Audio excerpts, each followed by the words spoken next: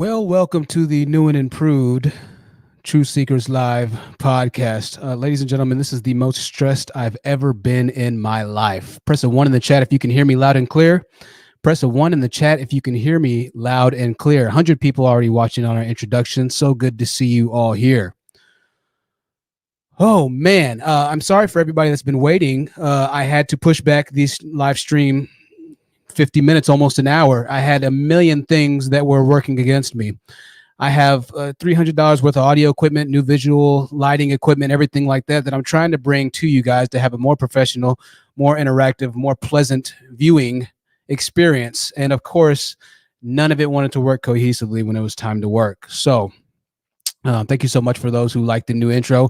Wait until you see the transitions. There's so many things that I had planned for you guys. Once again, I had so many neat, really cool, just different things going on for this live stream, but a lot of it's not working, but a lot of it is. So we're just going to take what we can get. And, this is going to be a life lesson for me. I wanted to cancel the entire stream. And I said, you know what, Jonathan, you can't do that.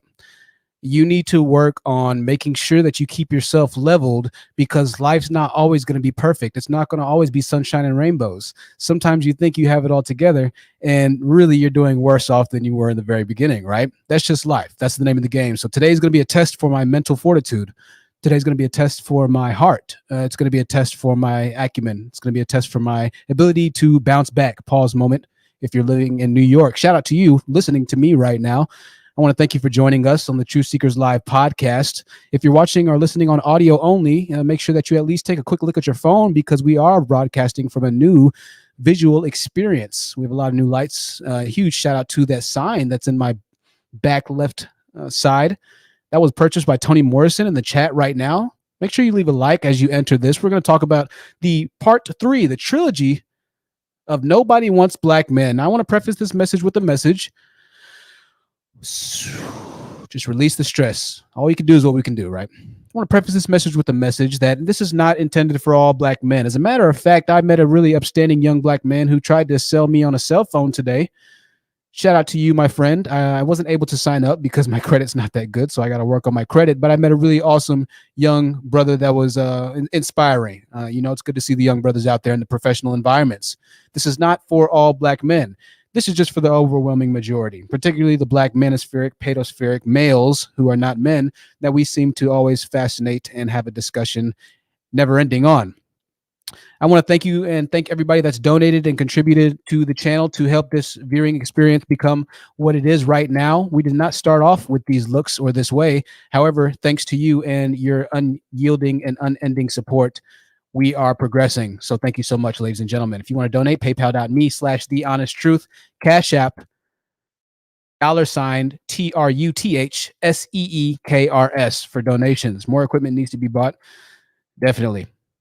Let's go ahead and get this started off, ladies and gentlemen. Let's get this started off. I really had so many different segments that I wanted to cover, but with the equipment malfunctions, I'm not even able to do the live stream in the way that I was going to do it. So I'm literally just going to be winging it today.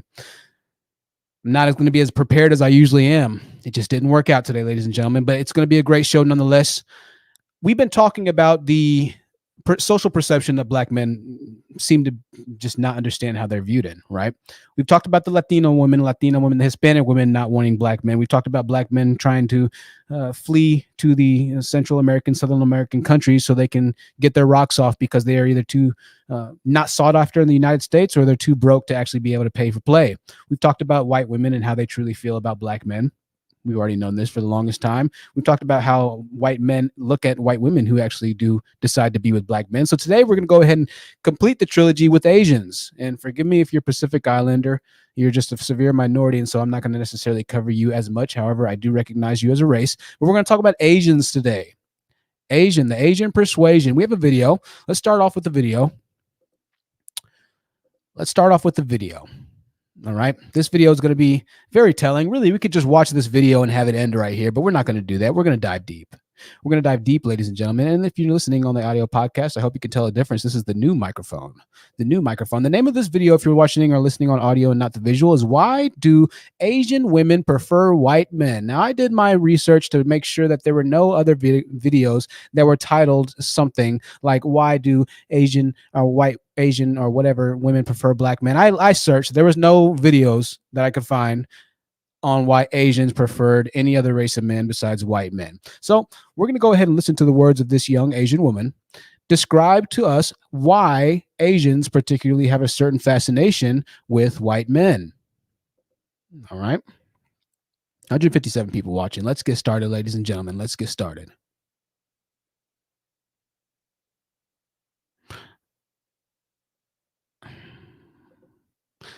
I just took the video off. This is not my day-to-day, ladies and gentlemen. This is not my day. This is very bad. We're going to get through it, though. Goodness gracious. Here we go. Like white men. That's a fact. Although most people don't want to talk about it. But anyway, since it's a fact, now we are going to look at why Asian women prefer white men. Hopefully, the raw truth won't offend you. Why do Asian women prefer white men? We live in a Western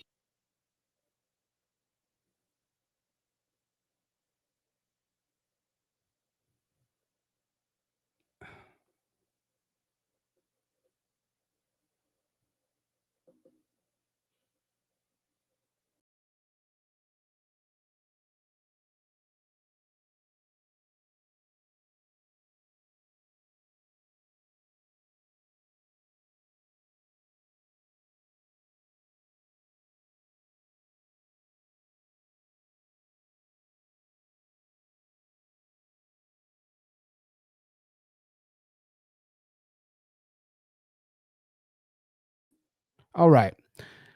So I literally just have no idea what is going on today. I have no idea what's going on with the stream today. Anything that can go wrong is going wrong. This is wild. I don't know why, but for whatever reason, the technology, the world, everything is fighting against me right now. I have no idea why. Yeah, I know it went black, ladies and gentlemen. I know. I'm not sure. So this is all new to me. However, we're gonna just push right through it. We're gonna get right back to the show. Refresh your browsers. Refresh. This is insane, man. Jesus Christ. It's very stressful. Very stressful for me. I'm usually not like this. I'm not doing too well mentally right now. Let's go ahead and give it another shot. women like white men. That's a fact. Although most people don't want to talk about it. But anyway, since it's a fact, now we are going to look at why Asian women prefer white men. Hopefully, the raw truth won't offend you. Why do Asian women prefer white men? We live in a Western dominated society, so of course, Asian women want white men.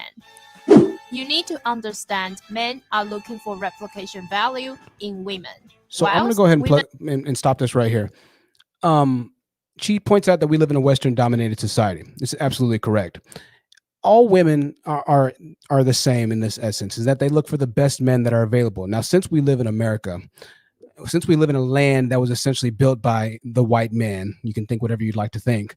Since we live in a land that usually and is typically run by the white man's dollar, that's who most or the majority of women are going to gravitate towards naturally. Now, with Asian culture specifically, Asian people are about their business. And so when you see Asian women talking about why they like white men, it seems to only make sense that that's why. Now, I had to turn my AC on really quickly, ladies and gentlemen. I didn't turn my AC on, and so I need to turn that on because I'm frying. So we're going to listen to this video, and then we'll come right back, okay?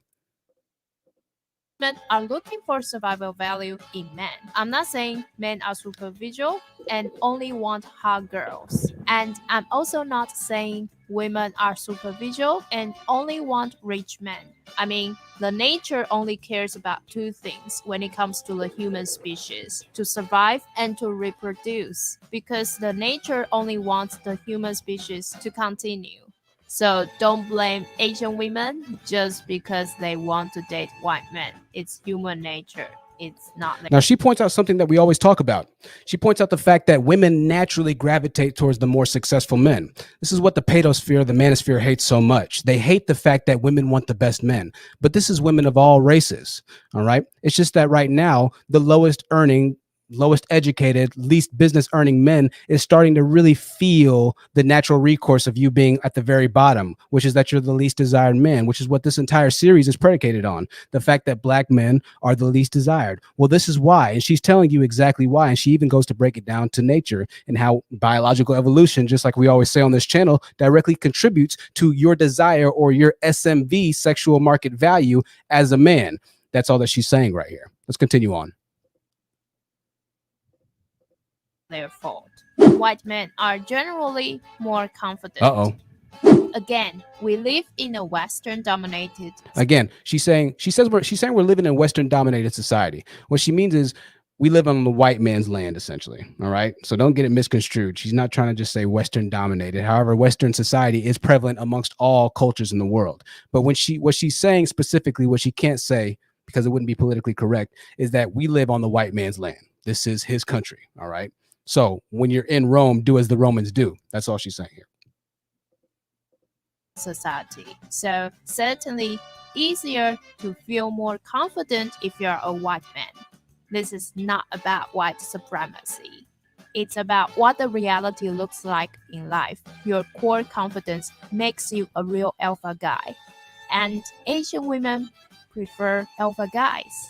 Now, she's directly talking about building essentially a community for your people, right?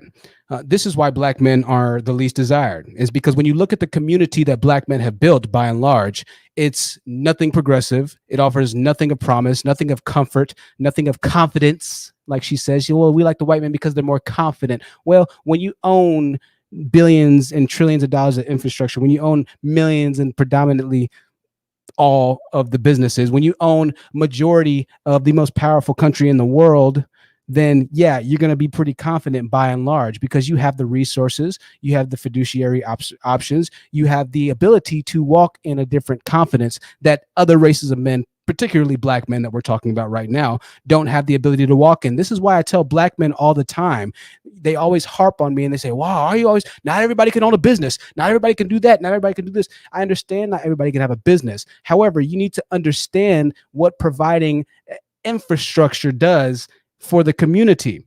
When you provide infrastructure, you provide a certain level of assurance, something that people cannot take away from you, a certain confidence that can't be taken away because you own that business. You own that block. You own that area in your community. You control the actual monetary circulation in that particular area of the community, something that can't be taken away from you. That brings confidence. That brings women being able to walk in a certain femininity or confidence. That brings women in your community being able to walk in a certain submissiveness, that brings women being able to submit, quote unquote, even though I hate using that word, to you because you give them a certain level of confidence, a certain level of comfortability that they can walk in and live through. That's why I always talk and I harp about black men owning the least amount of businesses. That's why I always talk and harp about black men not having any ability to actually unify towards something progressive most of the time. So you feel like I'm just getting on to you, but you fail to even understand that what I'm telling you to do as a black man, as a black community, by getting together, starting businesses, investing in each other like the Asian people do, like the white people have done, like the Hispanic people have done. When I try and tell you, brothers, that you need to get it together, it's literally for your benefit, for your identity and your societal perception amongst all races. However, you'll call me a coon. Summertime Tea for the $5 super chat. Thank you so much. He says, love your channel. Keep going. Thank you so much, Summertime Tea. Thank you so much. It's a rough day today, ladies and gentlemen. It's a rough day. I'll show this little transition again. This transition is supposed to have electricity that you can hear and thunder and everything like that. But you're watching the Truth Seekers Live podcast. I hope you're enjoying it. We have $10 super chat that just came in. $10 super chat from Sherelle. She says, just because I missed hearing THT over the past couple of weeks. We're so glad to have you in here, Sherelle. So glad to have you in here. And you, listener, wherever you're listening right now, whether at work or in your car, on your way home, graveyard shift just now beginning, whether you're laying in your bed, the comfort of your own cell phone or TV, I want to thank you for joining us tonight. A little bit untraditional as far as the podcast and live streams that we typically do go, but the show must go on, ladies and gentlemen. The show must go on. So this confidence that she talks about, let's hear more about this confidence and why Asian women like white men. Now, this is a well-known fact, but the next video you're going to... Oh my gosh. The next video you're going to see is going to trip you out. You know, we're getting ready to dive into it, ladies and gentlemen. We're getting ready to dive into it. 220 people watching.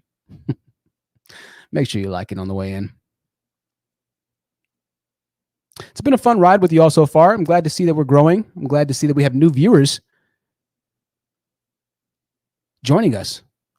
Every night we have new viewers. Every day I get new comments and new emails. So thank you so much for that. Black males are getting upset at me for encouraging women to severely scrutinize them under the collective train of thought. Because just as one of our subs commented, finding a successful black male is akin to the Salem witch trials. All these black males are claiming that they're oh well, you know, I don't know what you talking about, you. I don't know what you're talking about, you, cause my uncle, he graduated and they all claim that they're successful. They know somebody that's successful. It's like the Salem witch trials where they're like, oh, she's a witch. She's a witch. She's a witch. She's a witch. They're all witches, and they burn all the witches at the stake, and none of them are witches. They're just going around pointing. No, that's not me, Truth. That's not me. Nope. Truth, you got it all wrong, Truth. That nigga Truth, he be trying to say all black men don't be doing nothing, but we know the facts that black men really trying to really are powerful, that the white man really scared of the black man. Truth be knowing though. That's what they do. They're just typing on their keyboards all these just crazy lies.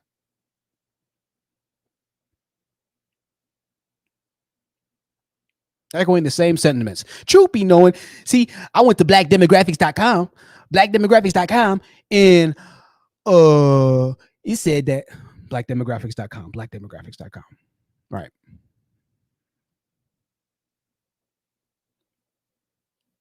I don't need to go to blackdemographics.com. I simply need to reveal what the rest of the world knows to be true about you black men. And since you don't take my word for it, I'm going to show you them yourselves for themselves. Now, this is going to be crazy.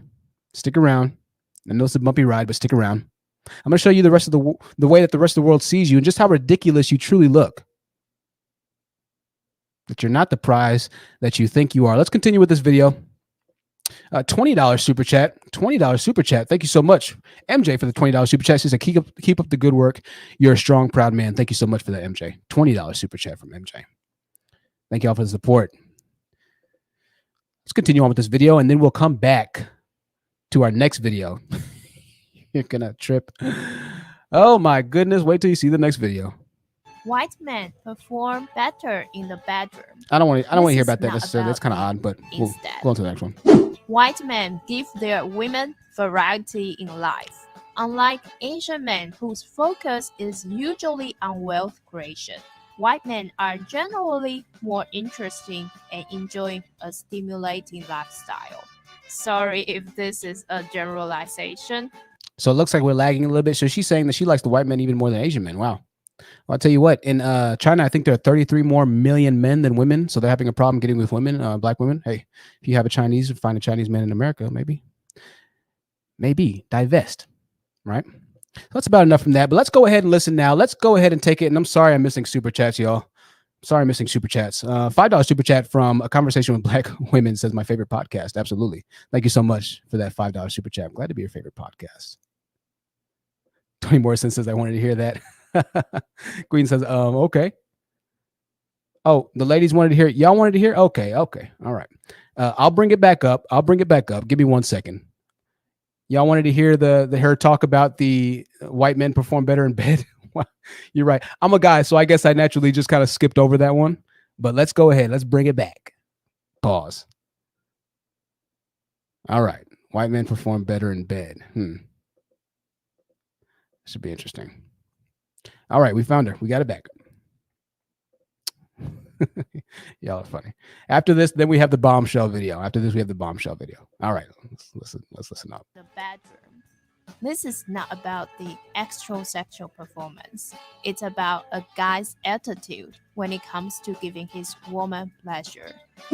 White men are likely to make things hot before the main course starts, but a lot of Asian men are used to being served by Asian women in bed, so they don't try very hard. And the result is many Asian girls prefer dating white men instead. White men. All right, so there you go. There you go. There. Let's go ahead and move on. And thank you so much for the other $5 super sticker, Candy Girl. Thank you so much. All right, now this is where it gets interesting, ladies and gentlemen. This is where it gets interesting here. All right, so I found an Asian woman who actually had a child with a black man on YouTube. As a matter of fact, it's such a rarity for Asian women to get with black men that they started a YouTube channel, and I think it has more than 1 million subscribers, simply based off of the fact that she's an Asian woman with a black man. All right, simply based off of that fact. So let's go ahead and get into this. The question is, do Asian women like black men? This is very telling, and I know a lot of you I know the keyboard negroids are gonna be true. See, they do like black men because she got a black she has a black baby, so they have to like black men, right?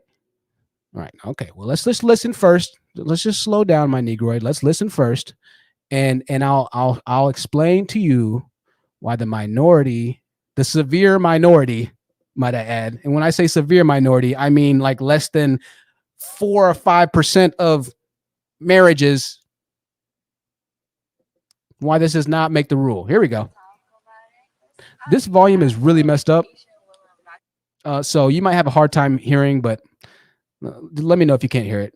I can't turn it up any higher though. So it's still the minority, like really, I don't see them a lot like on this campus. There's plenty of black people, Asian people, but like Asian women and black man couple, that's pretty rare. Okay, she says an Asian woman and a black man couple, that's pretty rare. Okay. We don't see many. For most of my Asian friends here, like I talk to them, I only know one Chinese girl who said she's kind of interested in black men. She thinks many of them are pretty sexy. But most of them only like go for Asian men. Obviously, Chinese go for Chinese, Korean go for Korean. Like it's just how it is, you know. In most of the world, like people still stick to their own. I mean, and of course, Asian women in general like white men more than they like black men. Oh Lord, what did she just say? Let's rewind this. If you didn't hear this, let me know if you can't hear. Let me know if you can't hear. But we got to rewind this. All right. Now we're speaking in generalities, ladies and gentlemen. So all you keyboard negroids who are upset at me right now, don't get upset at me. I'm just bringing the truth to you. I'm just telling you how they feel. You know, in most of the world, like people still stick to their own. It's low. Okay, I know the volume is low, y'all. I can't really turn it up that much higher. Actually, I can't turn it up higher at all. Let me see if I can. No, I can't. It's just a terribly low volume video. So she says. I'll play it and kind of narrate. Of course, Asian women in general like white men. She said, of course, Asian women generally like white men more than black men. That's what she just said right there. They like black men. So it's just pretty, it's like common sense. And then she goes on to say, it's like common sense. All right. That's what she was saying right there. It's like common sense. Okay. Let me go ahead and stop this. Let me go ahead and stop this video because a lot of people can't hear it. So sorry, y'all. Wish it was a little bit better, but unfortunately, that's the best that we could do. All right. Later on in that video, she goes on to state that when she got with her friend here, that had a black child, she got with her husband. I think they are now. Pretty sure they're married.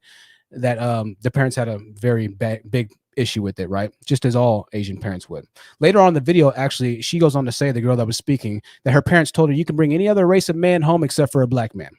She says that later in the video as well. All right. So that's just a summary of the video. Now let's go ahead and go to a video that is a lot more audibly clear. Here's a black man trying to explain why Asian women like black men. Now we heard everything straight from the mouth of Asian women, but let a Negroid tell you exactly what's going on. So let's listen to our brother man here and figure out exactly what he's trying to say to us. All right. Maybe we have it all wrong. I don't know. Who knows? I have a dad and a mother, but I have a dad that taught me the game. I know this. Like there's nobody could ever challenge me. There is a big demand for men of color with all races. They all want us. Trust me. Now, we've already vehemently explained how black men are the least desired and the least desirable men in comparison to every other group of men. This is why we made this entire series. But yet still, you have black men like this brother himself who sit online and somehow formulate these these otherworldly fantasies and illusions about their self-perception in society, about how they are seen in society. And they really do believe this, right? This is why I get so much hate for saying the things that I do, because they really do believe that they are something that they're not. All right, let's continue on here. I don't care how ghetto you are. I don't care how smart you are. They want us. And these Asian women love that. The thing is, you're not going to walk through Chinatown and get approached. Remember when Mike Tyson was a big time boxer? Where is he most famous at? In China. They love. So he tried to say, remember when Mike Tyson was a big boxer, where was he most famous at? In China, right? And I'm very glad that he said that. I'm very glad that he said that. I had an article, which of course I don't have it right now.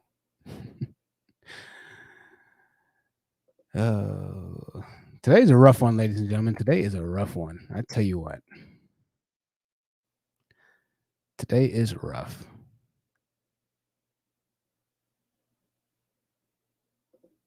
However, I found an article on Reddit that specifically addressed why they view athletes in China with such high regard, but they almost make it mandatory that you don't date them. Right? I found this article, which I'm not sure if I can find now.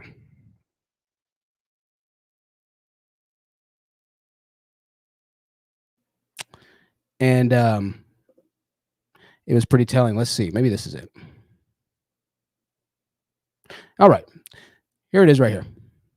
Let's go ahead and move on. $10 super chat from IK. Thank y'all so much for supporting through the struggle stream today. This is a struggle stream. IK, she said, people usually stick with their own kind, but when Asian women date out, it's naturally with white men, not black men. Absolutely. Absolute facts there. Absolute facts. So there was a question on Reddit. Reddit's been giving us some great stories recently. Question said this: how do Asians view blacks like myself? Right? This guy says, I'm from Southeast, and in my opinion, there's a lot of anti-blackness in Asian communities, even among the newer, my generation, who are friends with black people and consider themselves pretty multicultural. It's there. Now this is important right here. This is very important. I got to expand this. I think it's sort of an individual level that they're cool with black people, but there's still prejudice against black people as a whole. It's definitely something that we as a community need to address and improve. But yeah, with my Asian friend group, our core group are all Asians, and then we have one white guy and a few black girls who hang out with us sometimes. Notice, ladies and gentlemen, we did not hear about any black men.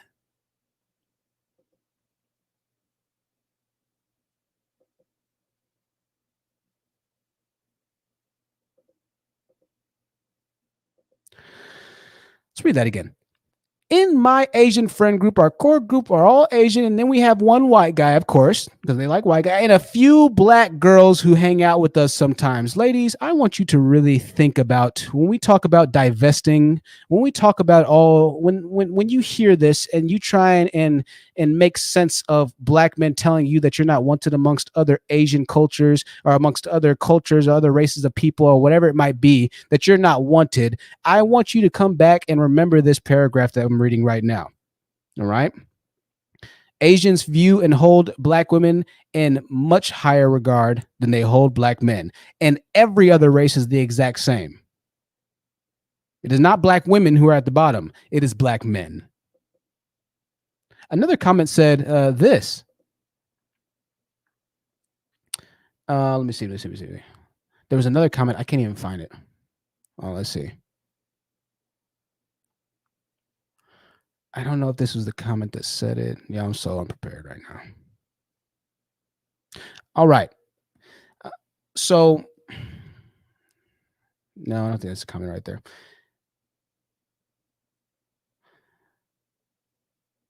Somebody said this, black stereotypes are the opposite of traditional Asian values. So for Asian people who may not have had much actual interaction with black people, those stereotypes might be given. Yeah. Let's see. There was one comment I wanted to read, and of course I can't find it here. So we're just going to end it right here. We're going to end it with that. No more of the struggle stream right now. No more of that. All right, on to our next point here.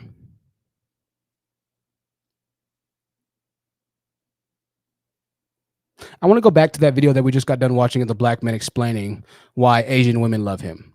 Because there's a comment on that video that was very interesting. And it happened to be from a black guy. So shout out to the black guy for actually admitting the truth. Shout out to him for actually admitting the truth. Comment was made by a guy named Deshaun. Deshaun's comment said this, if I can find it. Here we go. Let's blow it up a little bit.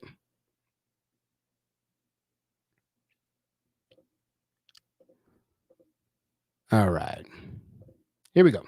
Deshaun said this. Where are these Asian women? Because I hardly see any with brothers at all.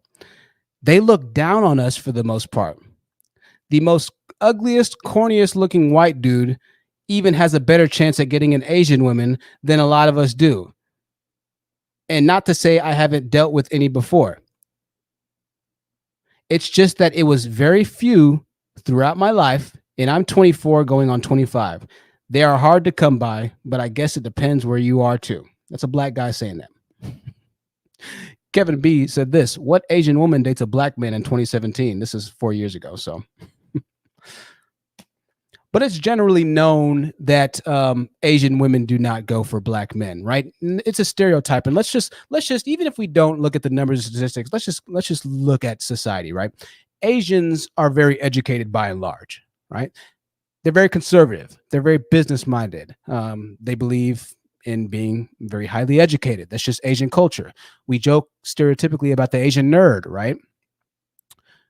We joke about how Asian kids are always smarter, or anything you can do an Asian can do better. It's a meme, right?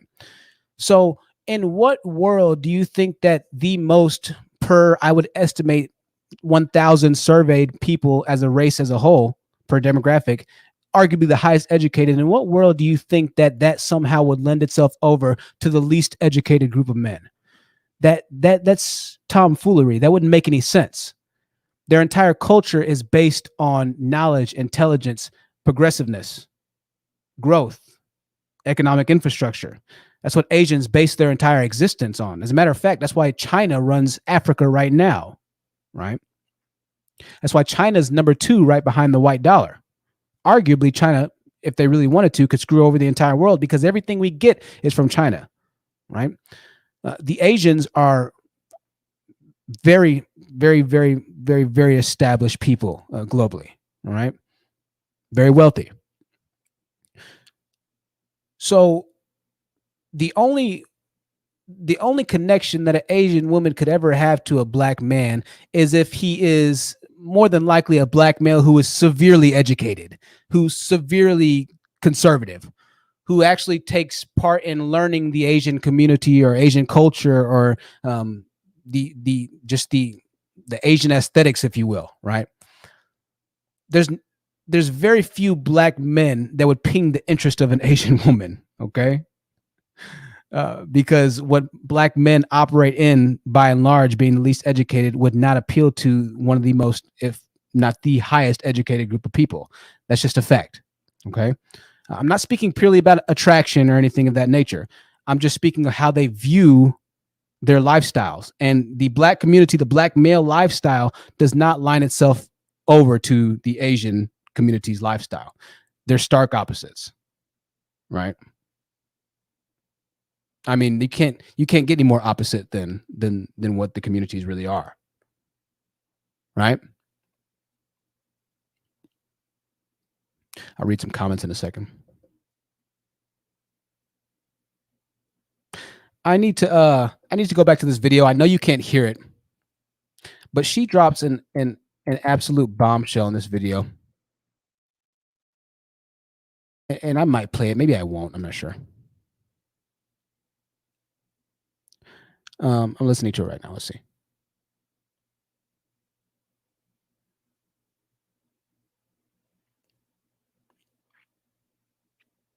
All right. Yeah, I'm not gonna play it. It's just too damn quiet, man. It's like they're whispering. Jesus, I can't even hear it.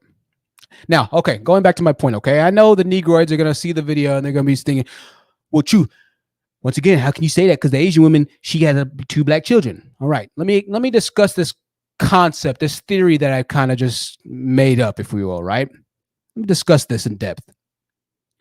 One of the things that I notice about black males is that they have this super conflated narrative, which I'll call the major minority complex. What do I mean by this? Well, simply put, whenever there's a factual statement or factual evidence to back up a majority or minority statement that is factual in relation to black males collective and their detriment, they will flip the tables as to superimpose an offsetting positive with that negative. For example, in this situation, the Asian women are explaining why most Asian women don't date black men. They're pointing out that the factual majority don't date black men. But a black male will look at this video that I just showed and say, "Well, how can you say that? Because she has a half black kid. And you just said that." So they're going to take the majority, the statement that applies to the majority that is essentially factual being used against them, and somehow flip the minority of the severe minority of Asian women that have children with black men into a positive, as if the minority makes the rule, and it simply doesn't. Another example. All right. Another example. We found conclusive evidence which states that most black males who get into interracial marriages divorce. By most, it's an extremely high number, okay? Like over 85% end up divorcing, okay? The overwhelming majority end up divorcing. But what black males come and respond back to me is the minority statement, which is, in this case, black women being the least interracially married. So they take the majority factual statement and somehow turn that majority factual statement into a positive, even though it is based in a negative factual actual truth, right?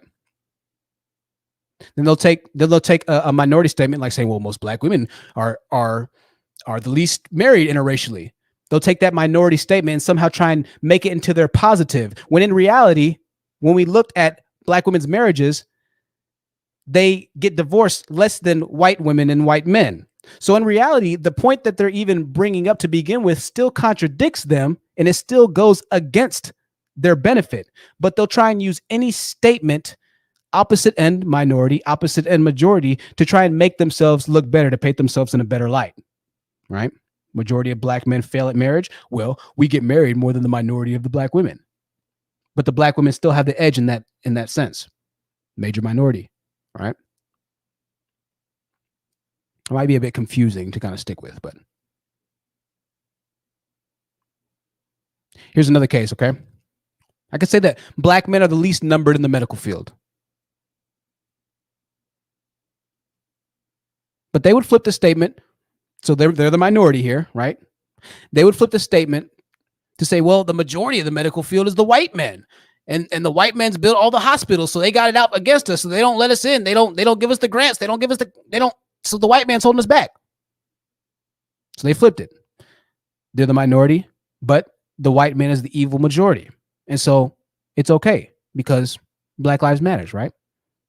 However, even in this case, just like before, it still goes against their narrative, right?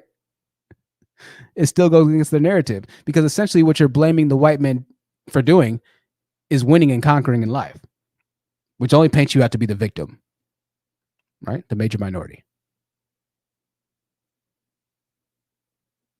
The irony in this situation, in this example with the doctors thing is that the same leg they fight to stand on in such an argument is what they chastise other demographics, i.e.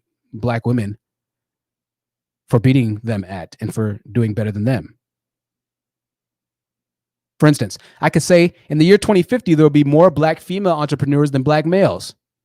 And the pedospheric male would blame it on Goldman Sachs and turn it into a negative, completely disregarding the unmeasurable benefits that adding more Black businesses, whether female owned or male owned, are going to bring into the Black community, completely disregarding it.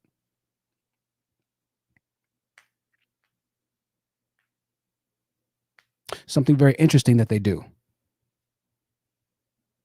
Something very interesting. Let's continue on here. I'll read some comments. It's been 45 minutes. I've struggled through this one, ladies and gentlemen. Struggled through this one. This was a tough one, I'll tell you what. But I'm glad to have you here. I'm glad to have my new signs. Next stream is going to be a lot cleaner. I know it's going to be a lot cleaner. Truth Seekers Live podcast. I'm such a perfectionist. It's so hard. I try and I really put everything I have into what I'm passionate about. I go hard at this. I want to be the best at it.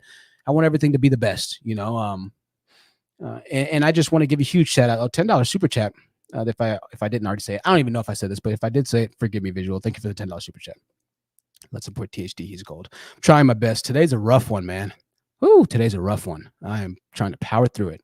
But I try my best to always exude the same excellence that I try and preach and rant on 24/7. I can't talk about needing to do better as Black men if I'm not trying to make my own stream better, if I'm not trying to get promoted in my job, if I'm not reinvesting the money that I tell you that I'm going to reinvest into equipment. I literally just got done spending $400 on a lot of different things right here, right? But I have to hold myself accountable as well. And that's the thing that really gets me is when I have Black men come onto my platform, Black men come to try and disparage me, to try and say that somehow I'm against the Black community. It's wild, because what I'm trying to do right now is to build a platform that our women can have a business to operate on, that our women can have a business to advertise on, that one day a television network will say, you know what, we see the progress you've made. We love the look. We love the theme. That one day maybe HBO or Spotify or somebody will approach me and say, you know what, Truth, I really like your concept here. I like how professional everything is. I like how the artwork is looking, how all your transitions look, even though there's no sound to it right now. I like the brand that you're making. We want to go ahead and buy out your entire catalog, and we'll give you $25 million. I can take that $25 million and then reinvest it into a Black community, or start to look to building a Black school, or certain daycares that might be able to only charge $10 or $15 a week, or something that I can add to the Black community. Right? I'm trying to make something happen here. And in the midst of doing this, I'm trying to inspire other Black men to do the same. Right? Because ultimately what I do want is a better Black community. Also, thank you to our sponsors, uniqueboutiquecandles.com. Make sure you visit uniqueboutiquecandles.com. The link is going to be in the live chat. uniqueboutiquecandles.com, as well as Instagram.com/mystictone. Mystic Tone on Instagram. Try and type in this link. When I make these videos, it gets lost in the Black males' minds, right? It gets lost. And it's not to just put you completely out on Front Street, but I have to make these videos because if I don't, you'll continue your same hateful Black women bashing rhetoric that's going to lead the community absolutely nowhere. I have to put you on Front Street right now, Black men. I have to show you how the rest of the world looks at you. I have to bring the actual factual statistical analyzation and numbers that are showing where you are as far as education and earning and entrepreneurship and whatever other competition that we thrive in or fail in as the Black males in socio-capitalistic America. I have to bring that bird to roost, because if I don't, then you'll continue to perpetuate this hate and this disillusioned reality that you live in. So you can give me as many hateful comments as you want. That's fine. But one day when a network picks up this show, when I get a huge check offering, when I have the ability to actually do something for the Black community that you all talk about doing, but do nothing to show, when that actually happens, I want you to come back to this message, to this video, and I'm sure I'll probably clip it and play it for you, just to explain that everything that I've been saying, it didn't just apply to you, but I applied it to myself as well, because I'm a Black male too. The Asians look at me just like they look at you. The only difference is I'm trying to actually change that. Meanwhile, you're thriving in your ignorance. Meanwhile, you're fighting me for spreading a message to enlighten you, right?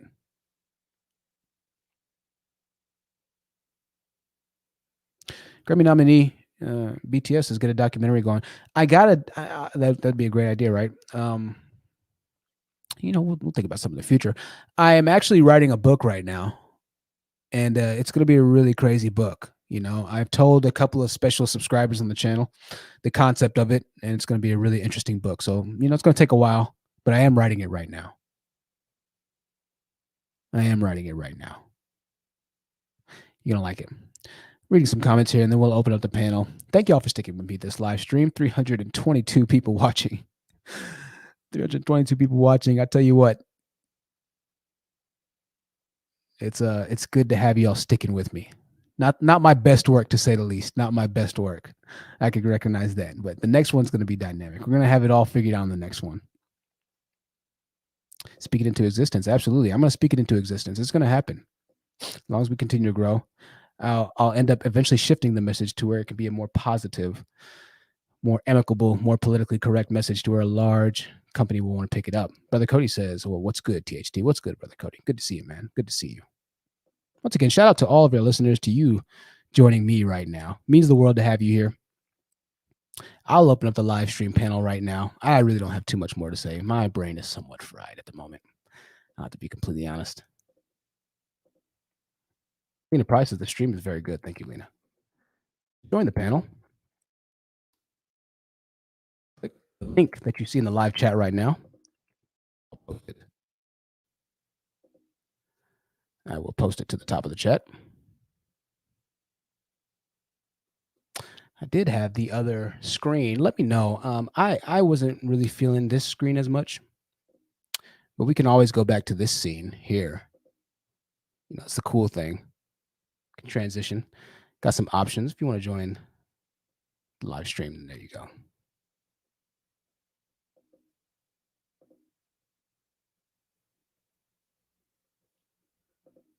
We'll take it back to the usual. I like that one. I like this one better. I think that, and we have somebody that just joined right now. So welcome, Lin. We'll let you speak in 1 second.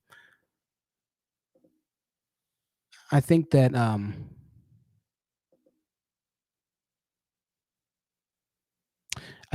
that Black males really need to take a step back after watching part 1, part 2, part 3. If you can't watch these videos and honestly say to yourself, okay, you know what? Maybe truth is saying something here. Maybe he's right. If you can't take a step back honestly, and you still stand exactly where you stand in your ignorance now, even after hearing every other race tell you exactly how they feel about Black men, if you can't take a step back and really assess yourself and your community, then there is no hope for you, bruh. No hope. And the sad thing is, I don't expect most Black men in the pedosphere, most Black males in the Black community, to really take that step back and really look at themselves and think after watching this part. I don't know if that's going to happen. Tony Morrison with the $10 super chat says, don't be so hard on yourself, Truth. We enjoying the show. Thank you. Thank you. Lin, welcome to the live stream. Lin, the floor is yours. Go ahead. Hi, can you hear me? Yeah, I hear you perfectly, Lin. Go ahead. Okay, awesome. So I was in a chat and I just wanted to get up here because there was some back and forth, and I just wanted to clarify a few points and also point out this delusion that Black guys seem to have about like the Asian community, and also just, I know we're not like about being fair and balanced either, but also wanted to speak about like my experiences as well, which I did put in the chat. But there is significant anti-blackness in the Asian community. It is what it is, and that's not to say that all Asian people are racist or anything like that. Like, I don't have those thoughts. I take people as individuals and as they are, but I'm also not naive enough to think that you know certain groups don't just have that anti-black perspective, and that exists almost everywhere in the world, right? Like, whether it's I forget what the right term is, if it's the South Asians are different from the Chinese, and I don't know what the proper term is to call like Chinese, that region, Yeah. versus like India, where it's also Asian, but they have darker skinned individuals. Colorism exists there, anti-blackness exists there as well. And so, everywhere in the world, like, Black men always try to talk about, oh, Black women are not, desired. We are the ones that are desired, but they fail to mention that just as certain communities might not desire Black women as much, you know what? You're also in that group as well. Like, and they're just so delusional about it. And so, what those women were saying in the video, as far as like not really Black and Asian relationships, Black male Asian relationships aren't as common. It's because of the anti-blackness in the Asian community. Like, they desire anything that's closer to white. And I'll speak on my experiences. I was speaking in the chat that like some of the worst racism that I experienced as a Black woman, surprisingly, actually came from Asian men. And there were some, distinct situations I spoke about in college. I had a group of Asian friends, and one of the Asian men there would always it was always about like my Blackness for him. Like, he would say things like, "Oh my God, Black people are so funny," even though I wasn't saying anything funny at all. Like, it's like they always attributed that like Shaniqua, like ghetto girl like attitude to me, even though I never displayed any indication of that whatsoever. It was like the furthest thing from that stereotype. It was like he would always place me in that stereotype. And I won't even go into like some of the most egregious things that he said that like really severed the friendship. But when I tried to speak to him about it normally, like, he cried and acted like he was the victim in all of this, even though he said things to me that were like extremely disrespectful. That was in college. And then I went on to the workforce, and I'm talking about even as recently as a few years ago. I went to college in Boston. Now I'm back in New York. As recently as a few years ago. I'm gonna let you wrap it up here in a second. We're gonna get to a couple more people. Go ahead. Oh, sure. So anyway, I experienced similar situations like that with my Asian coworkers, and so I'm just trying to say, like, as much as like Black men think that they are desired within that community, like, there is anti-Blackness, but at the same time, it's not to say that like every person is racist. Of course, we know that that's not the case, but in general, there's that sentiment in that community. Thank you, Lillian. I appreciate that. And I think what's important about what you said there's that it's tough because every other community can have their community to fall back on if they experience prejudice from other communities.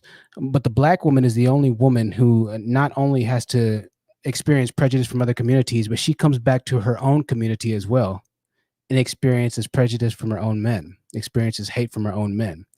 It's a war ground everywhere that Black women go. And we've had Black women in corporate America come and speak about how they have to fight these very what's the term? Passive aggressive battles in offices. That they have to fight jealousy, envy. We had Loren speak about how when she just decided to wear a dress, I believe it was Loren in the office, she would often have to have these passive aggressive, subtle arguments with white women. Why are you wearing a dress? Well, because I want to wear a dress. What's wrong with wearing a dress? As if to say that she's not good enough to wear a dress, right? But the problem, once again, and just reflecting on Black males' failures, since Black women educate Black males, there are going to be more Black women in corporate environments than there are Black males, right? And so, and to push it even a step further, even if there were more Black males in corporate America, black male mindset is so pathetic, so weak, so hateful that they would do more harm or more than likely take the back or take the side of other races of people inside of that same corporate environment and decide not to have their woman's back, just as they haven't for the past 50 years. All right.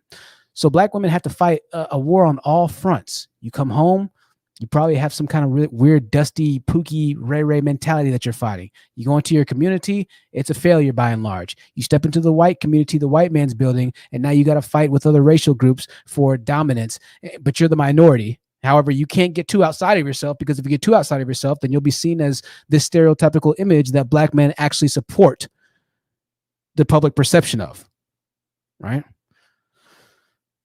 It's very tough. Very, very, very tough. Miss Sincere, welcome to the panel, Miss Sincere. The floor is yours. Go ahead.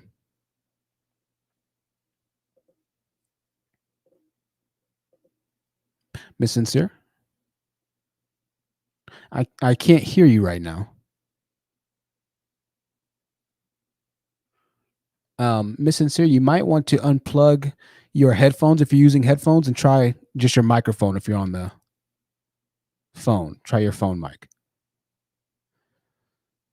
I'm still not hearing you. So, Miss Sincere, I'm going to pull you out. You can rejoin if you'd like to. I'm going to pull you out. Rejoin if you need to, Miss Sincere. It might be some kind of technical issue, right? Might be.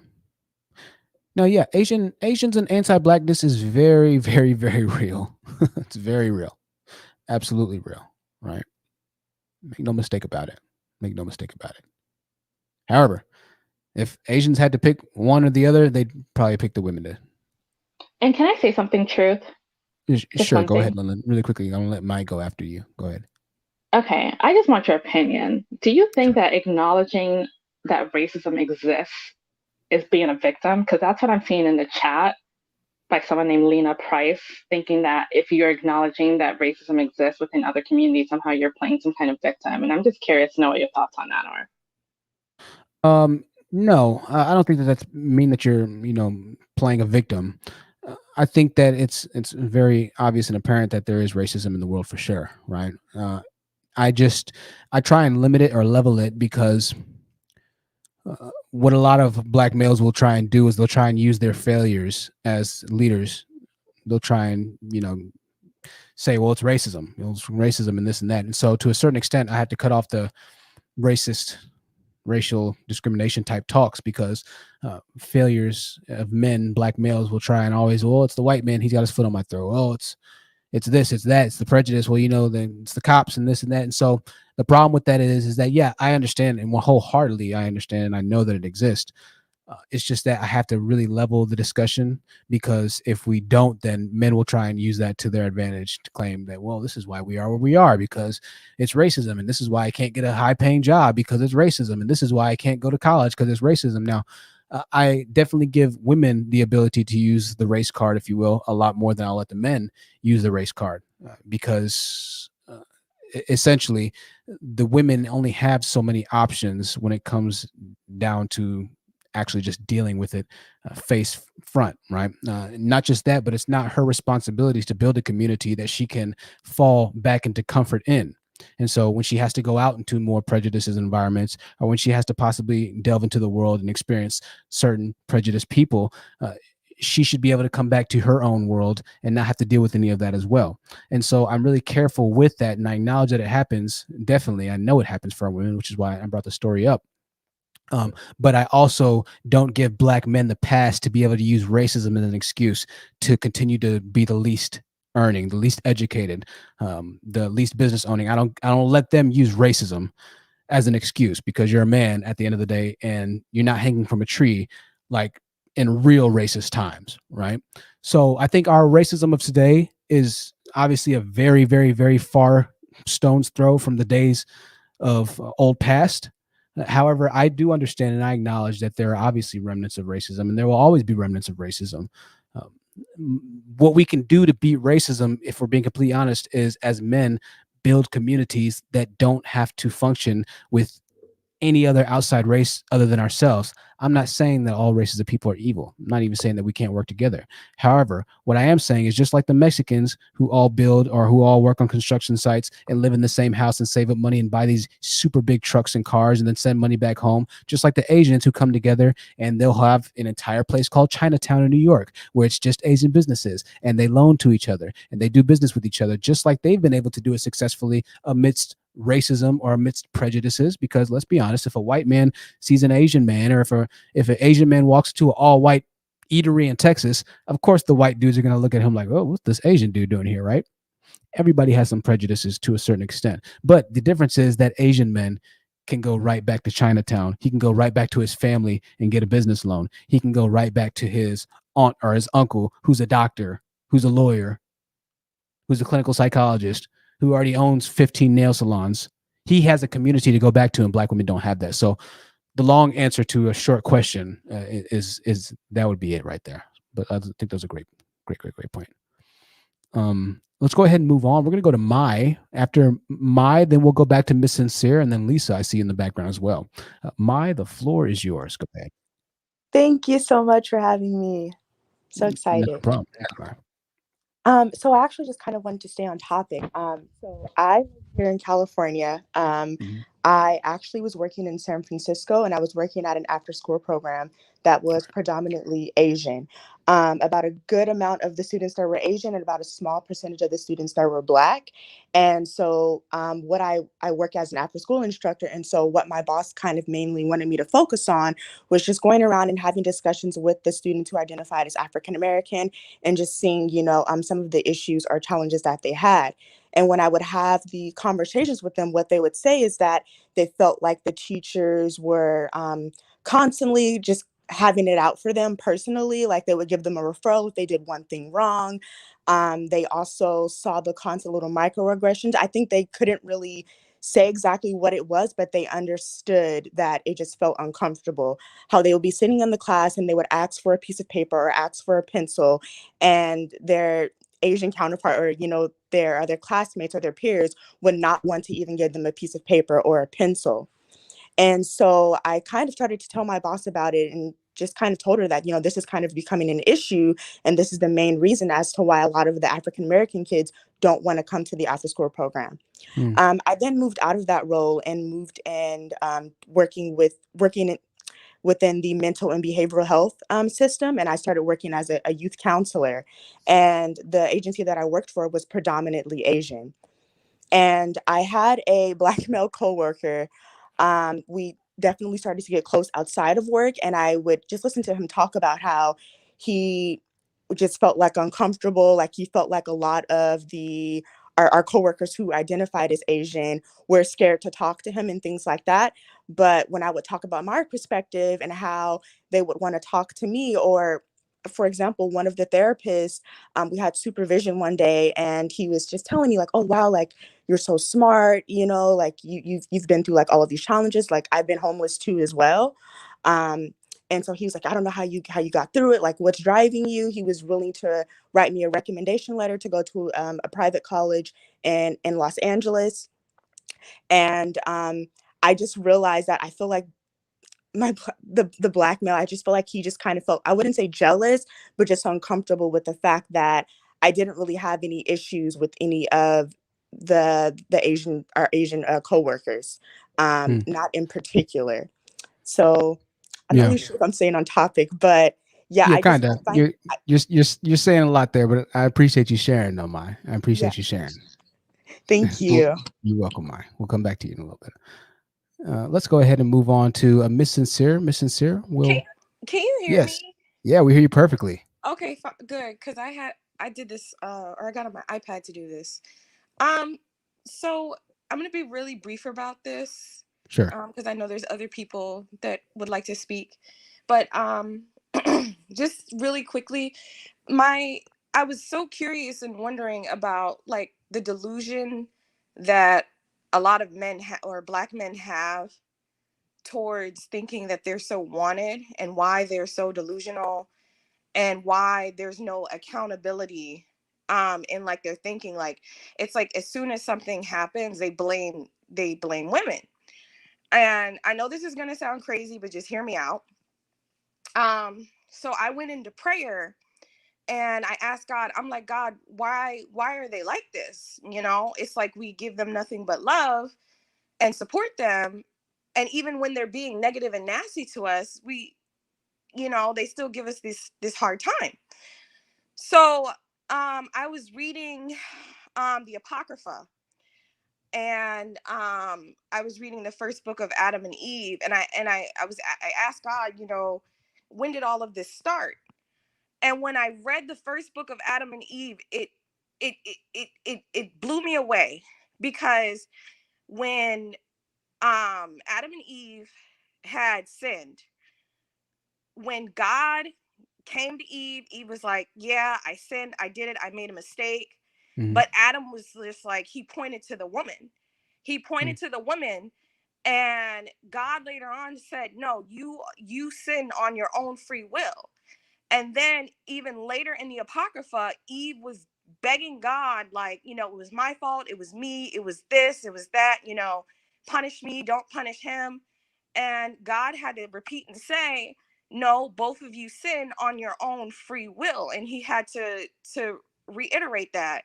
So in my personal opinion, from a spiritual perspective, I personally think that this goes like way, way, way far back. And I'll stop you there. I want to say something, Miss Sincere. I think it's an interesting point, and thank you for sharing. If I remember correctly in the Bible, and listen, I know not everybody believes in the Bible. I get that. You know, I'm not trying to just push religion on anybody. You can believe whatever you want to believe. As long as you're a good person, in my opinion, you're fine by me. All right. You're fine by the honest truth. In the Bible, though, I think it's such an interesting point that you bring up. When I remember when Eve bit the apple that God told them not to eat, right? When Eve bit the apple, nothing happened. But as soon as Adam, the man, took a bite, and correct me if I'm wrong, Miss Sincere, I think that's when God pretty much revealed the grievous error of their ways. It was when the lead, the head, ended up partaking in the sin. Is that correct in assuming there? Oh, my mic is back on. Oh, okay. And really quickly, am I right or wrong there? I'm not a Bible scholar. Okay. So Well, we'll leave it there. We'll leave it there for now. I don't want to just get too Bible-y. But as far as I remember, when Eve bit the apple, nothing happened. And when she presented the apple to Adam, she said, "Here, let's look. This apple that God told us not to eat is really okay." And when the man bit it, that's when God showed up and said, "What have you done?" And he revealed their nakedness to them. Right. So I think that's very interesting. And once again, even if you don't believe in the Bible, there's still lessons to be learned. In this case, the lesson is that when the male ultimately does what the male is not supposed to do, then everything else that follows or follows him is cursed thereafter. This is why I always talk about and go after men so hard. Because if you're going to be a leader, if you're going to call yourself a leader, if you're going to be the one that you lead into the promised land, lead your community into the promised land, then you're going to have to make sure that your life is together, and not just together, but that you are operating perfectly in accordance to where your community needs you to go. So if you're going to be a leader, being a leader entails a lot. But I'm glad that you brought up that point right there, Miss Sincere. It's very interesting. A $10 super chat from Black Woman Sisterhood. She says, THT, instead of black men complaining about black women buying from Koreans, they could open up more beauty supply stores themselves in their communities. Why complain when you can capitalize off of the beauty industry? Absolutely. That's a good question, Black Woman Sisterhood. That's a great question. I'm not sure. Not only that, but it would be a great situation for the community as a whole. Build businesses, start to improve the dollar circulation within the community. It's nearly a guaranteed business. It's providing a service to where your people, your women, your boys and girls don't have to go to outside sources. A lot of answers in that. I'm not sure why there aren't that many Black-owned beauty supply stores, considering the fact that 98% of them, the shoppers, are Black people. I don't know why Black men haven't taken the initiative to form beauty supply stores. I know that there are Black women that have done it. As a matter of fact, let me bring up a story. I covered this story a long time ago, and a huge shout out to Naeem. She says she's waiting on her wrench, Naeem. I'm waiting to make new mods right now because I had an issue with moderations and things of that nature, and so I'm waiting on it for a second, Naeem. But I appreciate your patience and your $5 super chat. This is a story I covered a long time ago when I had a much different mindset. All right, I'm gonna bring this story up. It's a very sad story, but it answers the question that BWS had. Some of you might have seen this story on Paris Milan, I think, covered it. There were a few other people who covered it as well. We're going to watch this really quickly, and then we'll get to our other panel members that are in the background here. We have some. We're going to watch this really quickly, okay? This is very telling, and I'll explain why I'm showing this to you. If you're watching or listening on audio, you're not missing much. You'll be able to hear everything that we'll hear. Destiny Harrison. 21-year-old salon owner murdered in her own shop over the weekend. Tonight, we learned that she was afraid for her life. WMAR2 News' Abby Isaacs explains what court documents show. Abby. Megan, 12 days before she was shot in the head at her beauty shop, Destiny Harrison filed charges against a couple who she said beat her and stole from her. Tonight, her grieving family is calling for justice. She was my heart. All of us love her greatly. Just can't believe it. A new mother, a loving daughter and niece, a beloved business owner. Wonderful girl, entrepreneur, a go-getter. As you can see, she built this from the ground up. Shot and killed in her Southeast Baltimore beauty salon Saturday evening. Unbelievable. Some evil soul would do something like this. Police say someone walked into Madame D Beauty Bar and shot 21-year-old Destiny Harrison in the head. No respect for women whatsoever. To do this to a defenseless young lady who doesn't harm anyone. We'll stop it there for the time being. It's something. It's something, to be completely honest with you.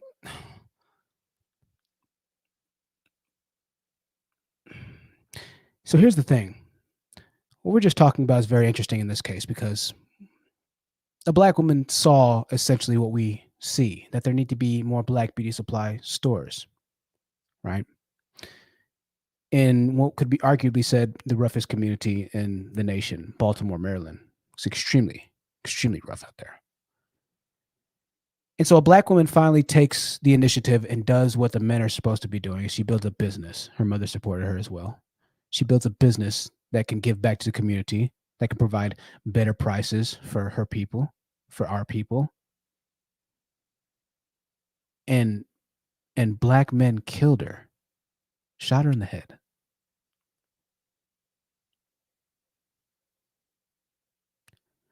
This is why I always talk about black men the way I do. This is why I'll never let my foot off of their necks, because just as they come to attack me, to threaten me, to knock my furniture out of my mouth, as Jerem said, right? They come and they threaten and they seek to kill the very best of the community, yet claim that somehow they're pro-black. These are the same black men that Black Lives Matter marches in the street for, holding their fist in the air, right? Now, we know on this channel that your biggest threat to your health, to your security, is black men. And that's every race's biggest threat.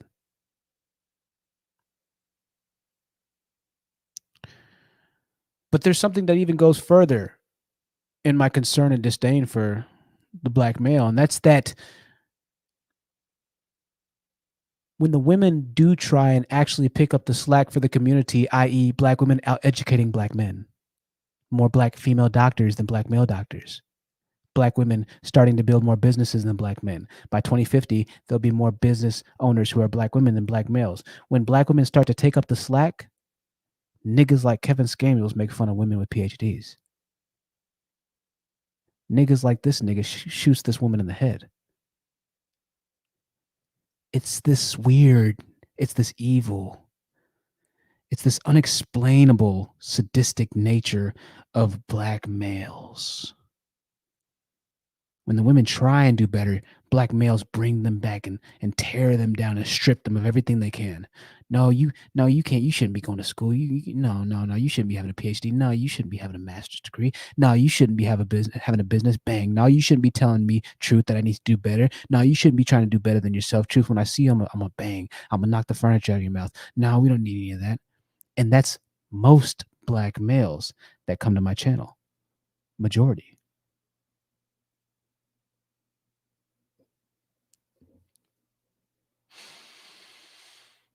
Very interesting. Very interesting. Something very wrong with black males. Something very wrong. I see you, Trunks, in the background. We'll get to you in a little bit, man. Lisa Marie Thomas, let's try and keep it somewhat quick. We're going to have a couple of people on the panel, but I appreciate your patience, Lisa. The floor is yours. Go ahead. Hello. Hi. Oh, ignore the background. I'm outside. But Okay. I was going to say, I'm very heartbroken by this, and even though I'm not like married to a black man, I still care about my community, and I see how my community is. The black community is broken. You know, the women are asking for the men to not only stop bashing us, but to like start building, so we don't have to go to other communities. And then the men are like bashing the women and saying you're asking too much when we're simply asking for what men do for their women. You don't hear white women saying you're asking too much from white men. Well, you don't hear white men saying you're asking too much to white women, and Asian men to Asian women. And it's very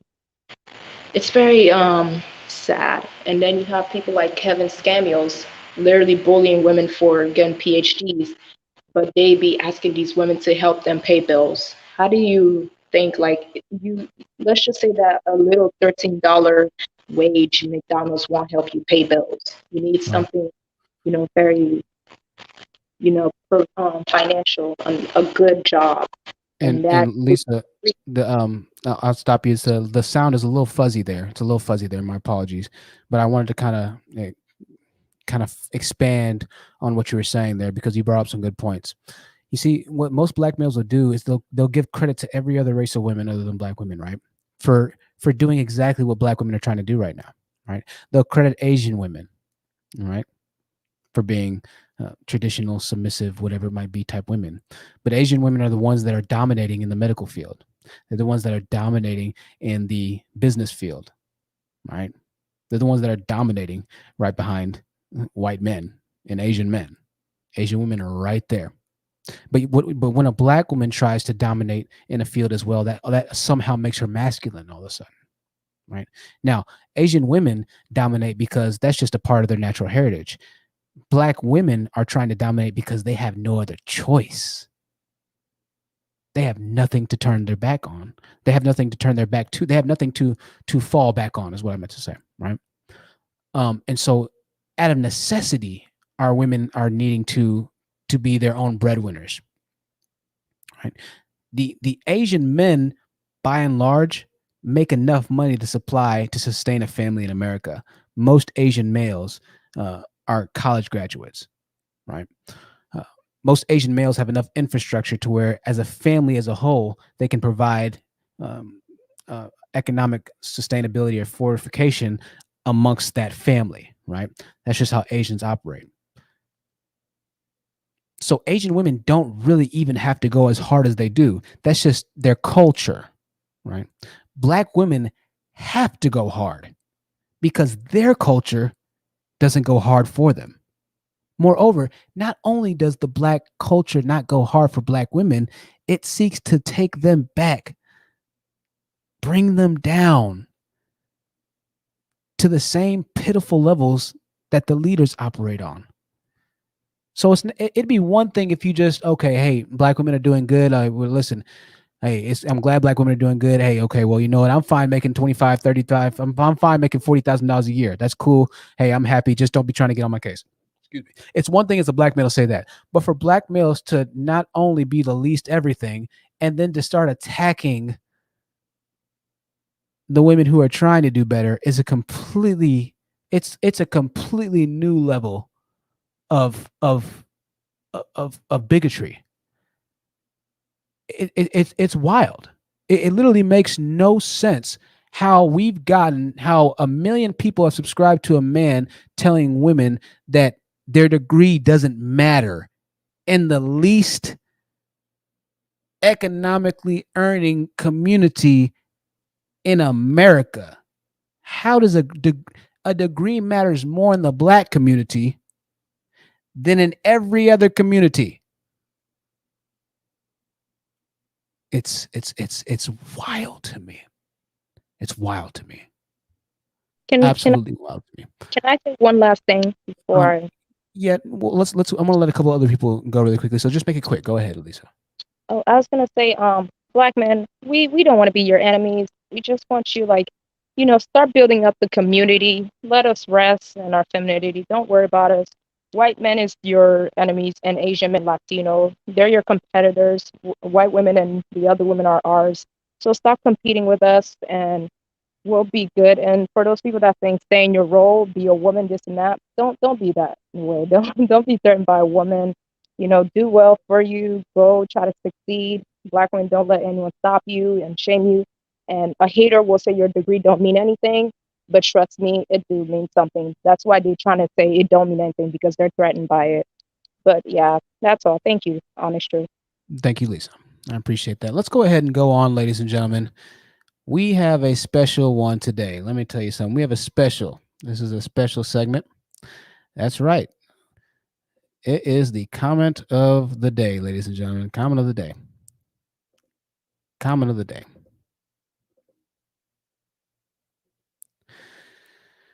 Here we go.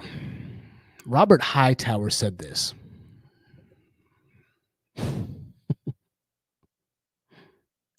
As the next military man, what you say is not true with all. I have a sound clip. I wish you could hear it right now. I'm gonna play it and just hope that you can hear it. Maybe you can hear it. I have a sound clip. And you know what? I can't play it. I'm gonna just show you exactly what I think when I'm listening to these guys try and make sense. Right?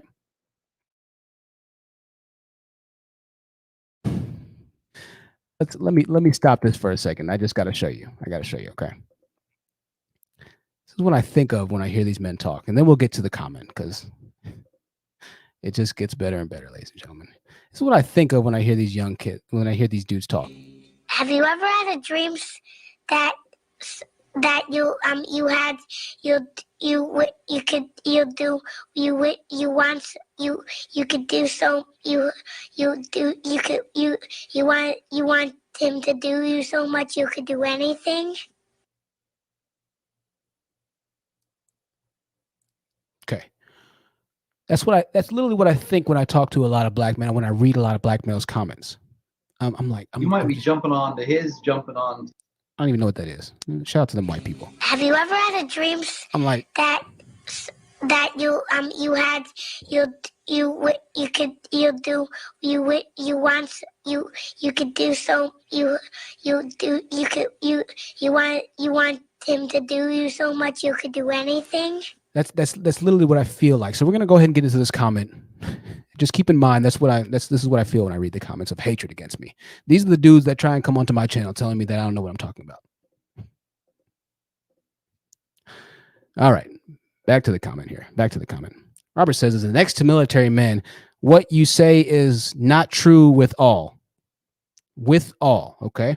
I have been to Singapore, Far East, comma Europe. I don't know if he's been to Far East. Is Far East a country now? I don't know. Far East, comma Europe. I know better. I'm not saying what you are saying is not true. Wait a second. Robert, you just told me in your first sentence. Let me read this again. His first sentence says, as an ex-military man, what you say is not true at all. That's his first sentence. His third sentence says, I'm not saying what you are saying is not true.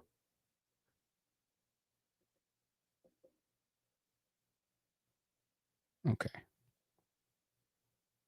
Maybe I read comments from black men and I literally think that there's something wrong with me. I'm like, wait, am I dyslexic?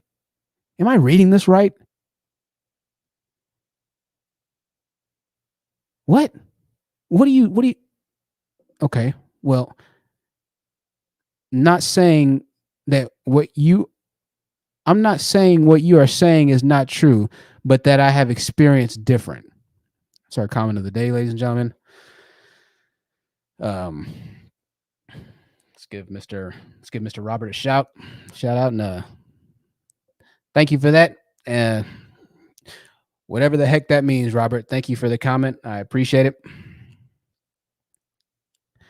Jibber jabber. Let's move on. Jedi Mike is in the building, and then we're gonna go to Yvonne Diva, and then we'll go to Trunks Vert. Jedi Mike, welcome to the live stream. Jedi Mike, good to see you in here. How you doing? Hey, Good, brother? Oh man, it's been a tough stream, bro. I know.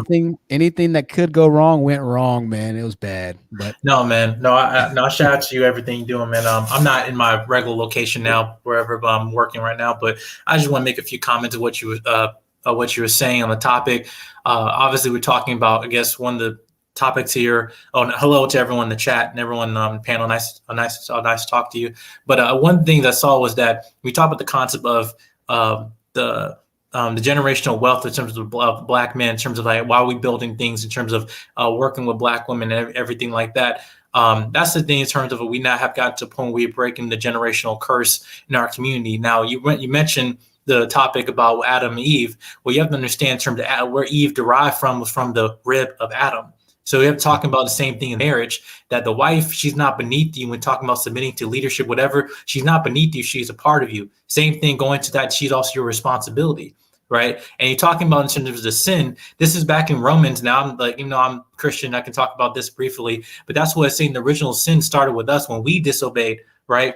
In terms of when we partake in the forbidden fruit. That's what happened when sin got released into the world. And we're talking about that in consequences it transmitted into sin and guilt by the hereditary to his descendants. We as the man, we basically as men, we have led into the sin to the world. That's what I'm talking in the scriptures. This is in Romans, right? But that's what I'm talking about here is we have not taken responsibility when we're saying, well, why can I just take full accountability and actually realize, I want to, as what the lady mentioned before, having the woman relax her femininity because it's too much for us to handle. A lot of us, we think that's a lot of pressure, not knowing that as the pressure of us men being the leaders, that's what comes with the title of a man, a true man, right? But the thing is, and when they talk about that, with the dumbass comment with the dude that was saying over here, talking about the ex-military over saying, I dealt with other women, other foreign. See, this is the thing that a lot of us black men, we'd have the issue that you think the grass is green on the other side. You're thinking that, if you go get the other women of other races, whatever, then or other countries, then they'll obey. Well, my logic is the grass isn't green on the other side. The grass is green where you pour, where you water, where you pour into. It's like, that's where it is. And if you're not wondering why you're not pouring to black women, you're wondering why you're having all these issues, because you're basically not nurturing, not providing, not taking care of. As the same thing when you're taking care of a plant, when you're not watering, letting into darkness, whatever, then it's going to die. That's what's happening. That's what happened to the young lady in the video. So you want to understand that why the consistency happened. That's why we have continued to have this sin pattern of dysfunction in our community. But when I say in terms of my father, what he still to me is talking about that one, he made a mandate, even though he came from a single mother, that he that he wanted to break the generational curse, that he married my mother, and something that instilled in values saying, listen, I want to have give some type of inheritance to my children, i.e. you. How many black men can say I have inheritance to give to my children, the wealth when I'm gone? None of them, not a lot of them. But I'm saying that if my dad did his job right, that I'm able to tell my mother who's been stressing out her job when I was younger, say, you know what, you go tomorrow, you quit your job, I got you. He took care of everything to this day. And then said, if I do my card right, play my cards right, I'll be the next one. And if I do my cards right, in terms of being when I'm older as a man, my son will be the next one. That's how it is. And you can continue on in terms of being in terms of providing and actually breaking generational curse, bonding, unifying, and edifying in terms of the community that we should have done in the first place. Absolutely. Well said, Jed. I appreciate you, man. Mhm. Absolutely. Well said. Charlie Brown with the $20 super chat. Thank you so much, Charlie Brown, for the support. He says, before we as Black women scream racism, remember that other races form their opinions of other races based on the men. Luckily for Black women, they now give us the opportunity to show that we are not like most Black men. This is very true. This is very true. Just as Jedi Mike said, essentially the males are the ones that build the image, that build the community, that build the identity of that demographic, that community. It's the males who build the social perception of that community, right? Unfortunately, when you think about the Black community, the first thought, if you were to just tell somebody, and this is really psychology here, and I'll get to the next panel members in 1 second. If you're to walk up and ask any other race of person, what do you think about the Black community? The first picture that's going to pop up into their head is a Black degenerate male. This is just a fact. All right. It'll be a Black degenerate male. What they'll probably say is, oh, well, I think that the Black community is very important because we're all equal. They'll say some BS like that. But the first thing that pops up in their head is Pookie and Ray Ray. I'm telling you as a fact. This is why other races look at the Black males the way they do. This is why other races, just like we've played in all three of these videos of why nobody wants Black males, this is why other races have said the things in these videos that we've heard them say. It's because when they think of Black people, they think of the Black males who are predominantly losers in America, who are predominantly losers, and I hate to say this, in Africa, who are predominantly losers everywhere they go. Somebody had a comment on the community post I made. It was an incredible comment. And it said, Black males, wherever you go, there you are. I was like, man, that's deep.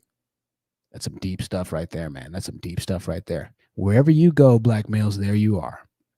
And that's what every other race of people thinks when they hear about the Black community. They don't think of sunshine and rainbows. They don't think of high property value. Nobody thinks of that. If you were to ask them, hey, what do you think about the Black community? The first thing that you think of is negative. If you were to ask somebody, what do you think of the Asian community? You don't think of something negative up front. I don't think of something negative when I hear Asian community or white community. There's no negative stereotype or connotation that comes to the forefront of my mental cortex. All right. But we'd be lying to ourselves if we don't admit that when somebody says the term Black community, that we don't automatically think of a negative. Even as a Black man myself, I think of negative when I hear the word Black community.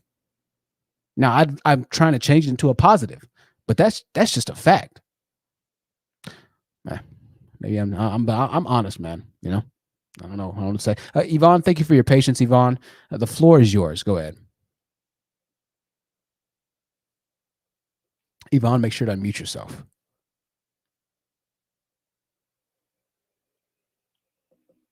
Okay, Yvonne, I unmuted you. Are you there? If you are, I cannot hear you. We'll give you a couple seconds, Yvonne. We'll go ahead and take you down. If you want to say something, maybe come back. It may be a technical error, equipment error, but make sure you click the link again, Yvonne. She might be out of there. Kimberly, 2010 says, what Black community? We are on our own. That's the truth, ain't it? I mean, I hate to say it in such a blatant, outright way, but it's very true. There is no Black community. There is none. There never has been. Not in America, at least.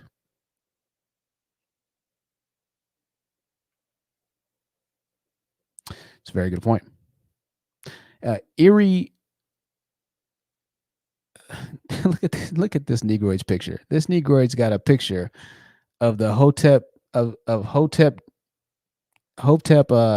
Judas here with the pro-African colors. His name is Rude Boy. I don't know what his name is. He says, this self-hatred brother. This self-hatred brother. Once again, another sentence which is not even proper grammatical English. Whoever just left, I was going to let you on this time, man. I see that you're at work. You can go ahead and click the link again, brother. Whoever just left, I'll let you on, man. I know you've been waiting in the background for a couple of live streams. So if you come back on, I'll let you on. Once again, the jibber jabber. This self-hatred brother. What does that even mean? Let's go ahead and try and interpret hieroglyphics, neroid here. He could say, this is self-hatred, brother, right? That would be a formal, complete, coherent sentence. He could say, this self-hating brother. That would be a little bit not perfect, but a lot more cohesive. But he chose to say, this self-hatred brother. If I had my sound effects, I would go off. It'd be hilarious, but I don't. Trunks Vert, the floor is yours, Trunks Vert. Go ahead. No. Yeah, Trunks, we can hear you. Go ahead. The problem with we need to divide the black community. We need to separate because the black community coddles niggas. The problem with the black community is coddling of niggas. We need to separate the black community from the hardworking, decent black people and niggas. And every state in the United States needs to do this in the black community. We need to build a wall. This is the Arkham City plan. Build a wall. Let niggas sit around there and move the hardworking black people out. Let them kill each other in there. Drop food in there once every 2 months, every 2 weeks. Said drop food off. Then when they come, then after 2 weeks, check how many, wheel out the bodies, bury those bodies, let them kill each other in there, let them do all kind of violent things that they do, let all these thugs kill themselves off in there, and they come out, then rebuild it. So let the hardworking black people can actually build and actually have some love. Trunks, I absolutely love that commentary, man. You are brilliant, bro. I got your comment the other, and I responded to you, so I recognize you, man. Listen, I would be all for that. I'm not gonna lie to you. I am 1000%, and I know I'm gonna get a lot of hate. And well, truth, you're not gonna be able to go mainstream. Nobody gonna buy this podcast. Probably not. I'm sure somebody will. But probably not. I'm sure somebody will though, because it's too good not to. Trunks, I completely support that.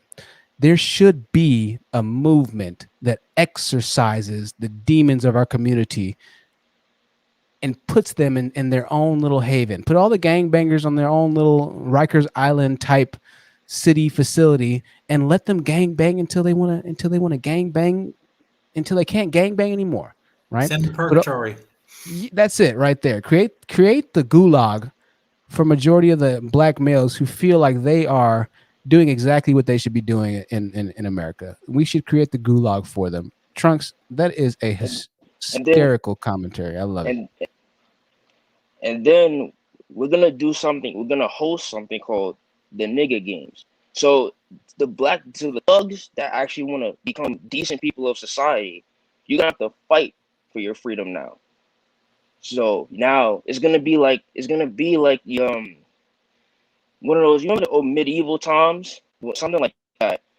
You're gonna have to fight your way out, and you're gonna have to deal with a bunch of bloodthirsty criminals. And if you make it out alive, then you're ready to become a working member of society. No more that thug behavior. No more this. No more. Trunks, listen, and for those of you who don't know, Trunks is young, man. Like when I say young, I mean young, like not in his 20s. And he left a comment, and listen, Trunks, I appreciate you coming on and sitting through and being patient, man. He left a comment pretty much saying, you know, as a black man, I felt this same way, you know, when I was growing up. I couldn't relate to most of the black males that were around me, right? I was this well-spoken, educated, whatever it might be. As a matter of fact, when I was young in church, and Trunks, I put you on mute, I put everybody on mute, but listen, Trunks, I love that, man. You're absolutely hilarious, bro.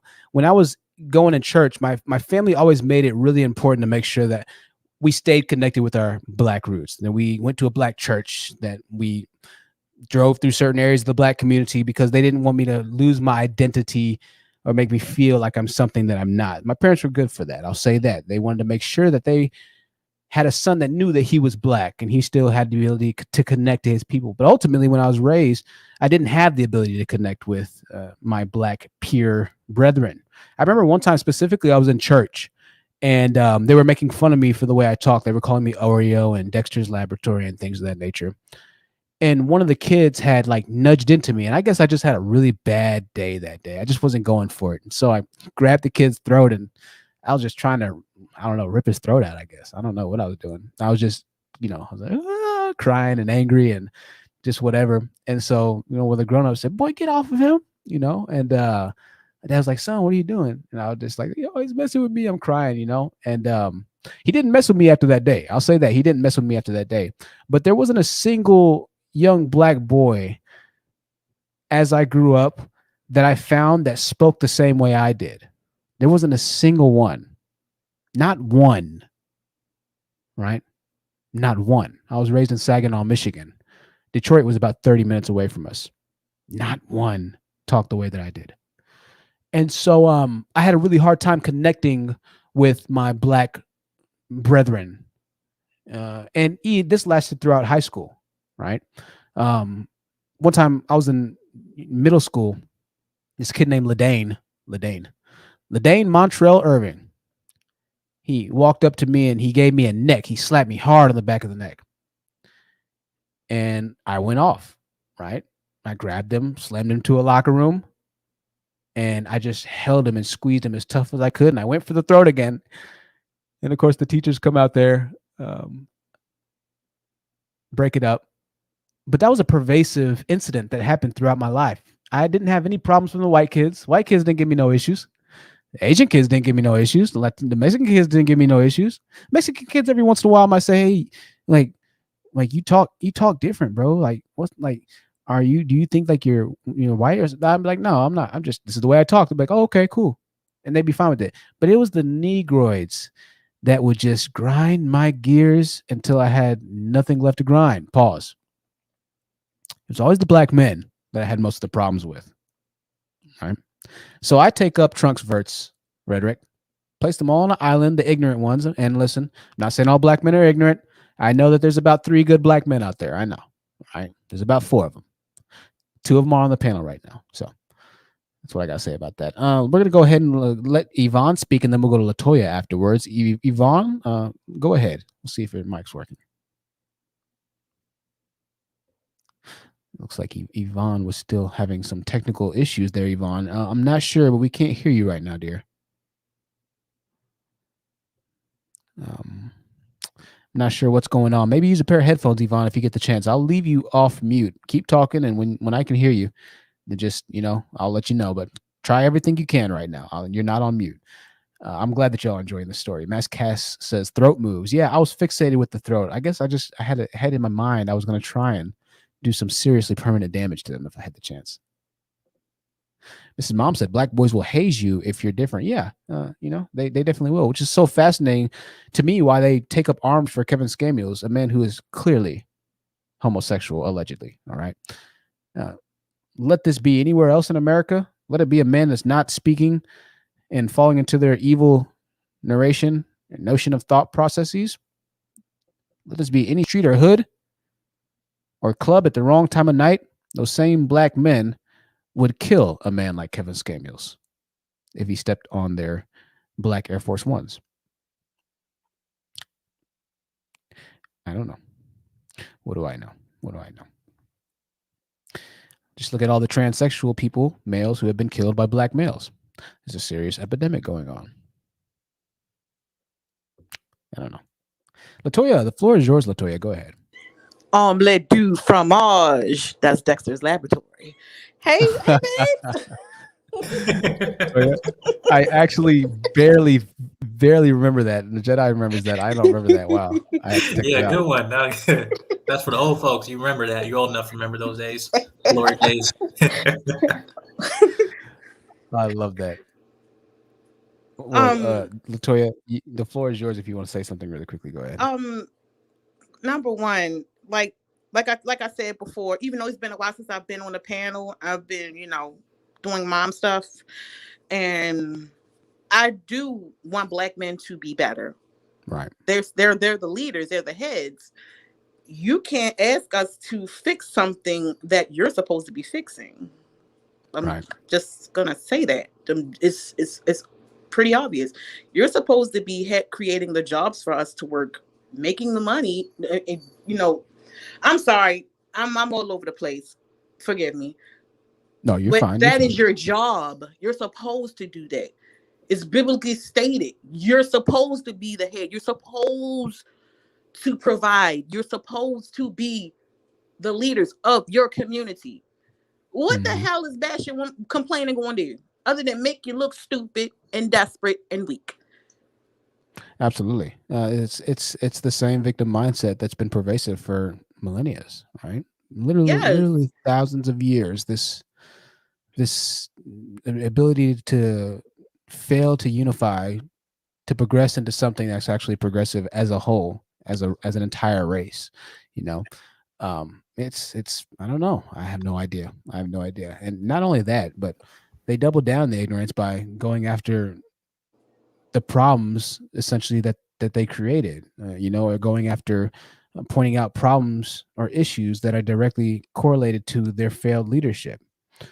It's wild, but you can't tell them anything. You can't have tell that anything. smoke. Have that smoke for the white man that constantly disrespects you out on the street and on the media. Have that smoke for them. Yeah, absolutely. Well, no, they don't. They have all the smoke for black women. And I was on a live panel. Latoya, That shows that you're a coward. Yeah. I'll put you on mute, and I'll let Jedi go really quick after this. I was on a panel with a Latin guy. Some of y'all remember this, some of you won't. But I was on a panel with this Latin guy, this Mexican dude, and he was, the black men are always, we can date interracially and this and that. It was an interracial manosphere panel, and this Mexican dude dissed every single black man so violently, and they didn't have any problems. Moreover, they didn't even take it as an insult. But this Mexican dude said, because this black dude was like, well, in California, all the Latinos are cool with the black dudes. And this Mexican dude right after him said, well, we have a saying in California, and that's, we leave all of our trash in California. And he was speaking to the women specifically, right? So right after a black guy said that women in California who are Latino or Hispanic descent like black dudes, this Mexican dude said, well, the women in California are trash. And me and another brother were like, did y'all just hear that? That he called the women who decide to date you trash? And Negroes are like, no, he didn't say that, bro. He didn't mean that, bro. What he meant was that when you what he meant was that when you in California, and the women's, we were like, he literally says that the women in California are trash. And he said that after you as a black man acknowledged that a lot of women in California like black dudes. So, I mean, dissed all black men in the panel. And of course, none of the pedospheric Kevin Scamill's followers had a problem with it. My mind was like, phew. I was like, I can't believe he just said that. And they didn't even take it as an insult. They didn't even take it as an insult. They got upset at me for trying to stick up for them. I said, you can't win with Negroids. I tried to stick up for them. I said, do y'all not just hear that this Mexican dude just dissed the out of you? I'm trying to stick up for you Negroids, and you getting upset at me, claiming that he didn't diss you and that I need to. You damned if you do, you damned if you don't. I tried to stick up for the Negroids and say he just dissed y'all, and you're still upset at me? Jedi Mike, go ahead. Yeah, I just want to make a comment what Latoya was saying. Like, she's right in saying that why are you fixing a problem that isn't yours, to begin with. It's the same thing. Like, that's the reason why they're not going to the white folks, because it's just simple. A lot of us, black men, you're terrified of the white boys, period. The thing is, one thing I like to refer to is, if any of y'all know this video, this meme online of, there's like a couple of black kids in the classroom, and they were teasing this one white kid. And immediately when the white kid reached his backpack, and also all of them just ran out of classroom real quick. I don't know if y'all, it's on YouTube or something. I guess some of you guys know what I'm talking about. But that's reality. Moment when we were terrified of them. But the thing about it is that you allowed when it's someone, your own brothers, trying to hold you accountable, what we should have done in the first place. Because I can care less what white folks do. Black man is my priority in terms of, like, it's my problem, it's my image, and we have to take care of it. I don't care what they do.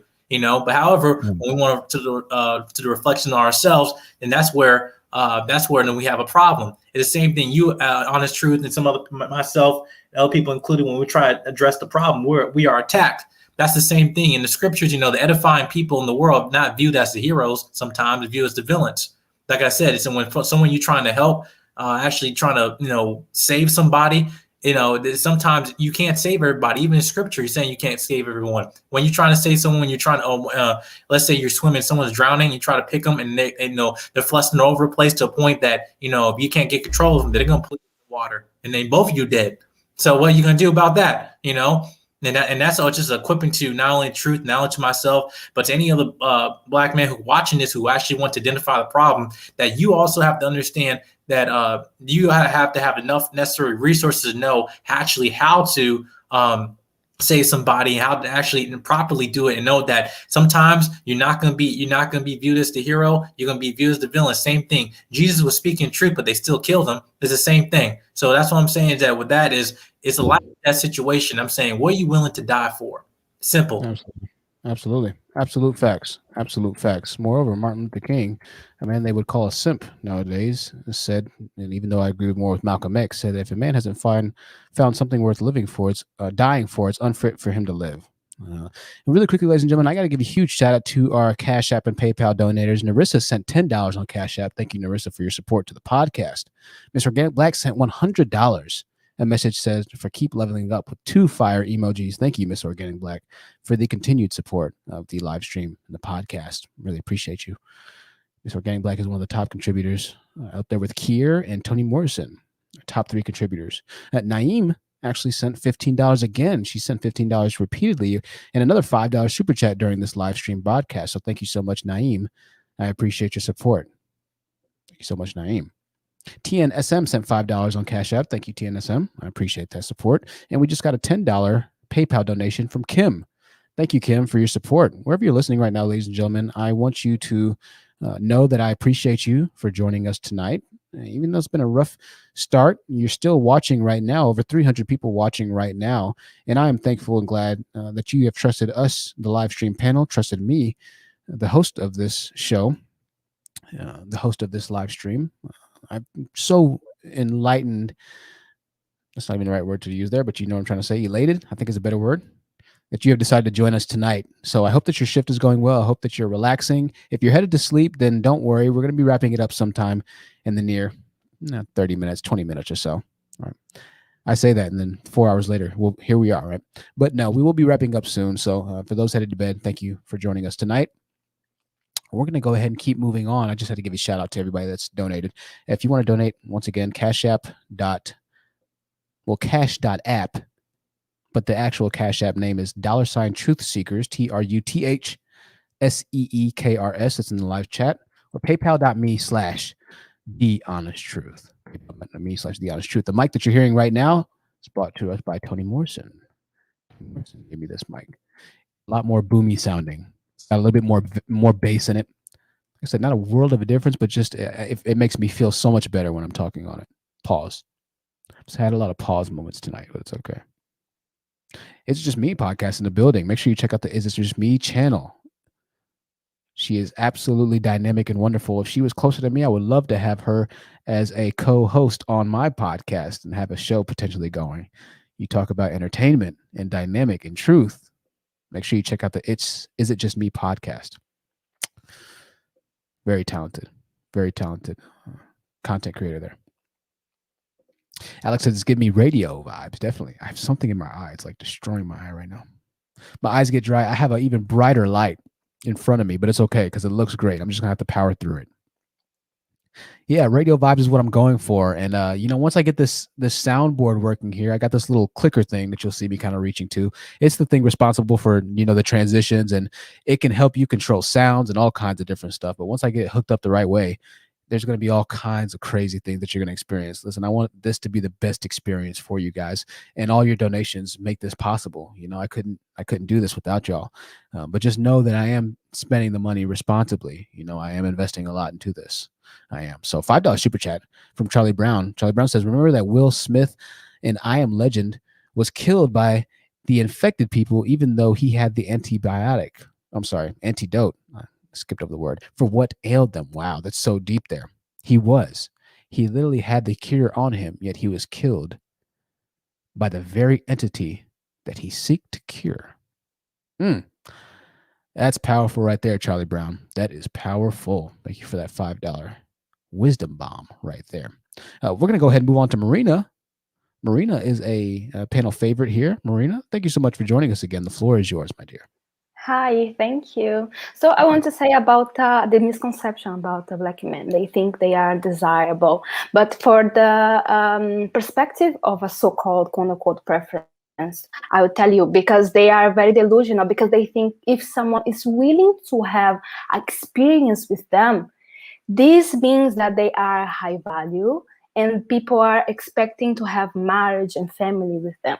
So if this is true, why when somebody tell about black men, they say, find you a good black man, but they never say, find you a good Asian man, find you a good, because they are not good husbands.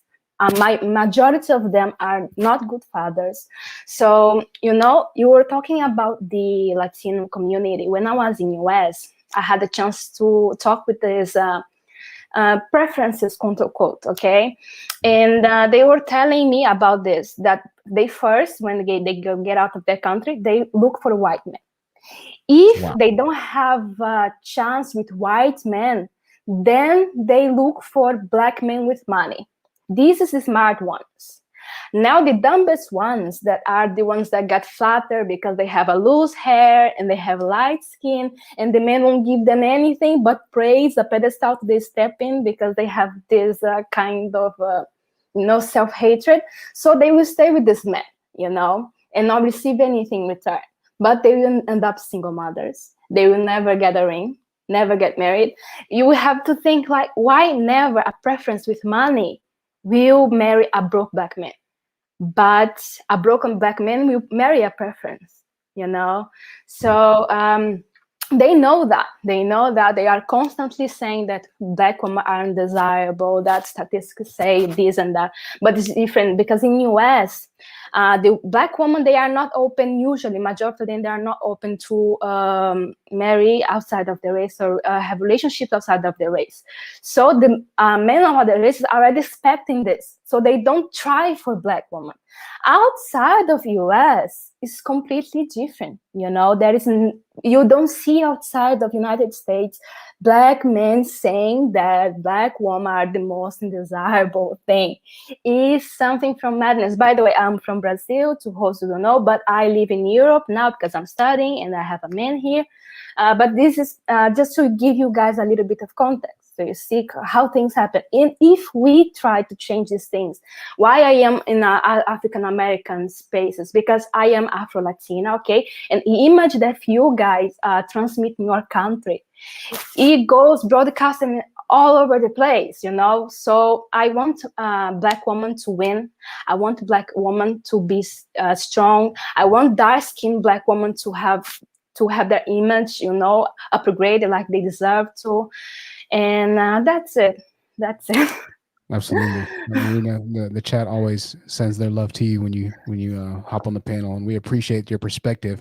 And it's so unique because it comes from the perspective and from the actual life experience of certain places where these men do frequent and visit. If you haven't heard Marina speak, make sure you check out some of the other podcasts or live streams and fast forward to about the hour and a half mark where we start to open up the panels, and you can hear the stories that Marina tells that really back up a lot of what we're saying in this particular discussion, as far as black men always seeking outside of their race.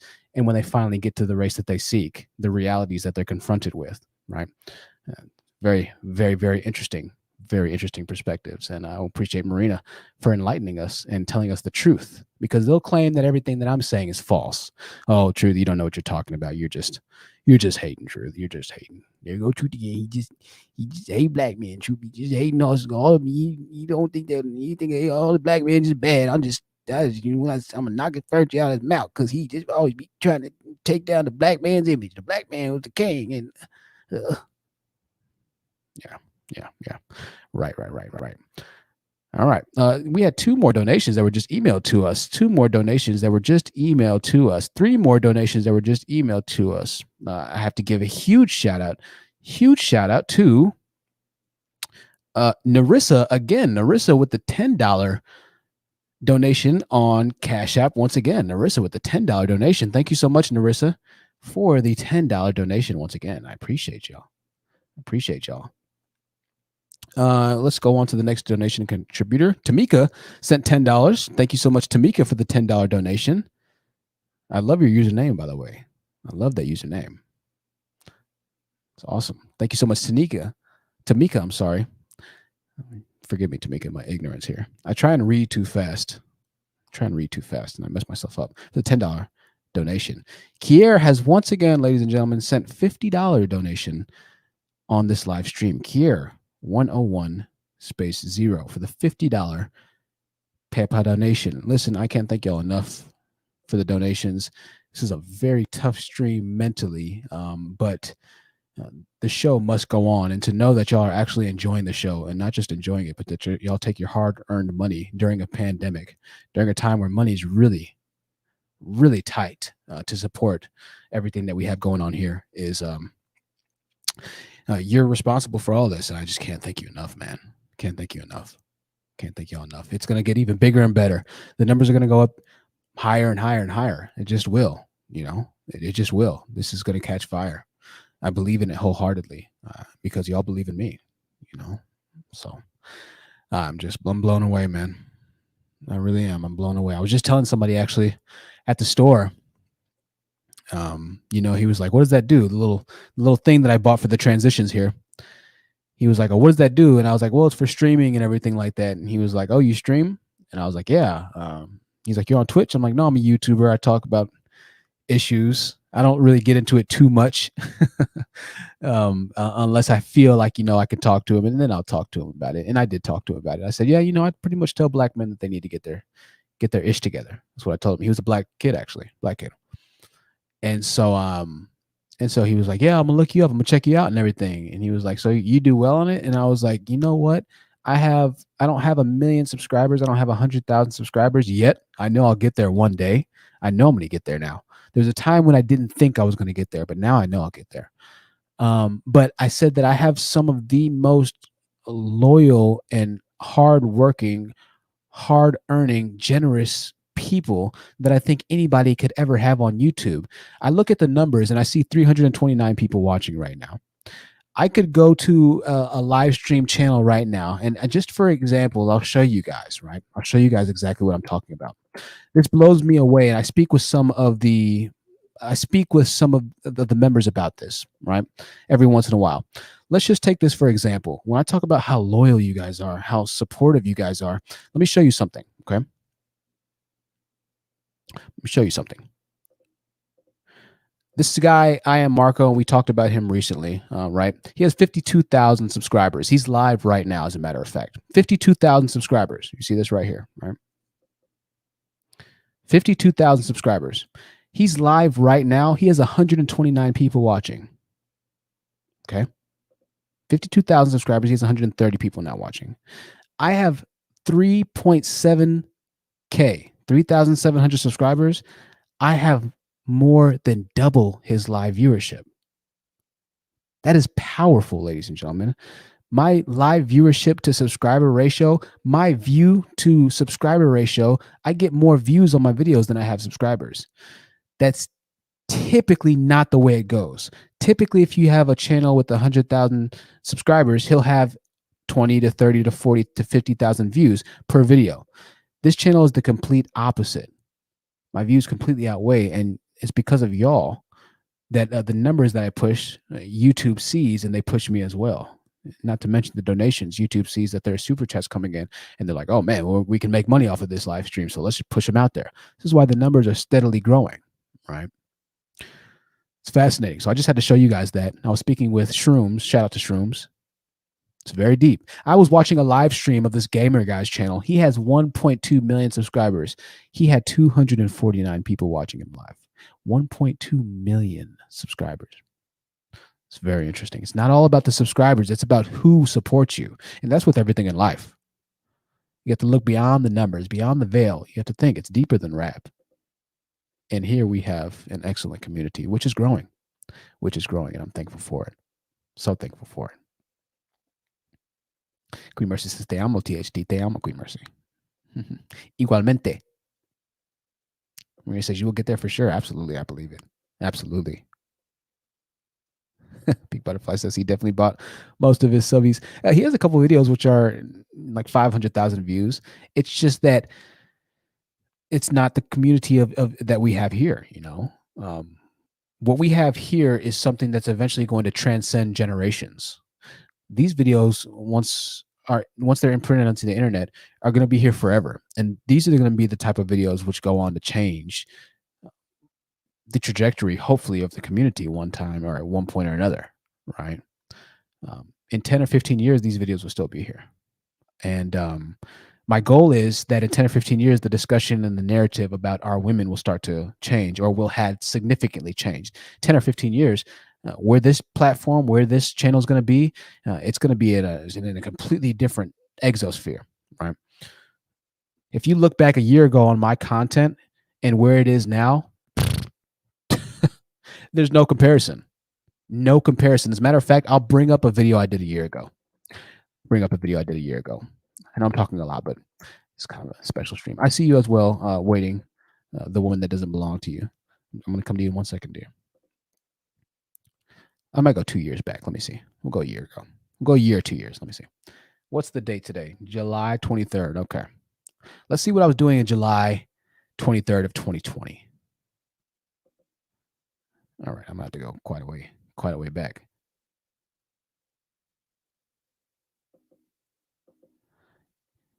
Oh, I have to go to my uploads. 1 second, guys. I'm sorry. All right. Let's go. Come on. Get it together, True. Get it together.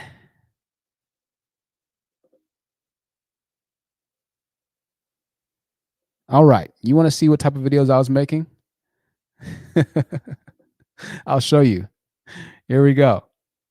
I made a video called, and this was on when? July 27th, it said? July 25th. It's called The College Degree Doesn't Make You Smart. This is a video I made a year ago. So I want you to see the growth in 1 year. And granted, this is a vlog style video, so it's not necessarily the same podcast type that we're doing right now. But, you know, this is it right here. That's me a year ago. What's up, everybody? I just want to make a quick video to cover today's topic. It's going to be like a 5-minute long video, but it's just a PSA to everybody. Dust. I'm like, look, well, I don't even, there's something on my beard. I have crust on my beard. Let me blow it up. I'm not scared. Teeth looking crazy. They still look a little crazy, but I got good lighting now, so it's okay. Went to college, who thinks that they're smarter than everybody else in the world. Apartment looking bland. You're not smarter than somebody just because you went to college. You're not face looking than crazy. You have a 4, 6, or 8 year accreditation from an accredited program, right? You're not smarter than somebody because you have. I was upset. Dreads look like they're trying to start their own life. Lips looking a little black, looking a little skinnier, huh? A little skinnier. Because they had the ability, the financial resources. They had the percent. So that was me a year ago. All right. And some things don't change. I'm wearing the same shirt right now. But even my face, it just looks a little different now, you know? Looks a little different now. My, how things change. Shay says it's the growth for me. Absolutely. Marina says time was very kind to you. Thank you. Queen Mercy said, you were a genius that rebelled. Yeah, I was a rebel. Charlene says, look, a hot mess. Yo, y'all are hilarious. Lisa said, your dread looks fine. Oh, Lisa, you're a kind and gracious liar, Lisa. Thank you so much. No, I kid, Lisa. I kid. The dreads didn't look terrible. They looked bad, but they didn't look terrible. They looked bad, though. The beard, I don't know what was going on there right there, man. Sarah Lee said, I like your beard. With the beard, you just have to groom it. Yeah. Oh, Lisa, you're kind. You're really kind. And Marina, she said, oh, man, OMG, the glow up. Yeah, that was a year ago. If I show you videos, and you know what, I'll show you guys. Some of y'all haven't seen my videos from when I was homeless. So we're gonna go ahead and dive into my homeless videos right here. I'll show you guys. And I think this was probably, I don't know. Let's see. Let's look at the date on my homeless videos. I think that was probably from 2019. Maybe that was 2 years ago. when I was sleeping in my car? Let's see. Oops. All right. I'm getting there. Hold on. What's it, 2021? All right. I'm gonna show you guys a video. Let me show you. Oh my gosh. This is insane. Y'all gonna trip at this. I made a video in September 11th, 2019 about Trump banning e-cigarettes. Don't ask me why. I was living in a hotel at the time, actually. Living in a hotel at the time. I was a everlasting victim. The government was out to get me back in this video. So let me show you here. Maybe this video I made in 2019 was September 11th. Trump banned e-cigs. Let's listen to this. The things that it does.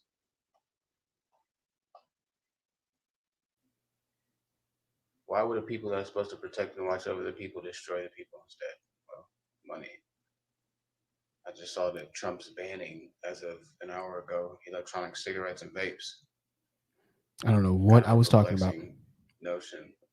Yes, back here, I smoked. I was a smoker for sure, if you can't tell.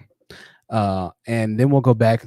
I know this is the last video I'll do. Some of y'all don't care. Some of the people are leaving, but hey, the people who want to see will stay. We're pretty much done for today. So this is for entertainment now, to show you a little bit more about myself. Some of y'all have seen this, but yeah, this is this video is from February 5th, 2019. Actually, April 19th, I made a video called America's Too Expensive. People are leaving. I was depressed, sleeping in my car. You'll see in this video that I had my aprons covering the windows. My aprons were covering the windows because it blocked out the sunlight, and I was in my car all day, and it was hot. I couldn't keep spending gas because I didn't have gas to spend.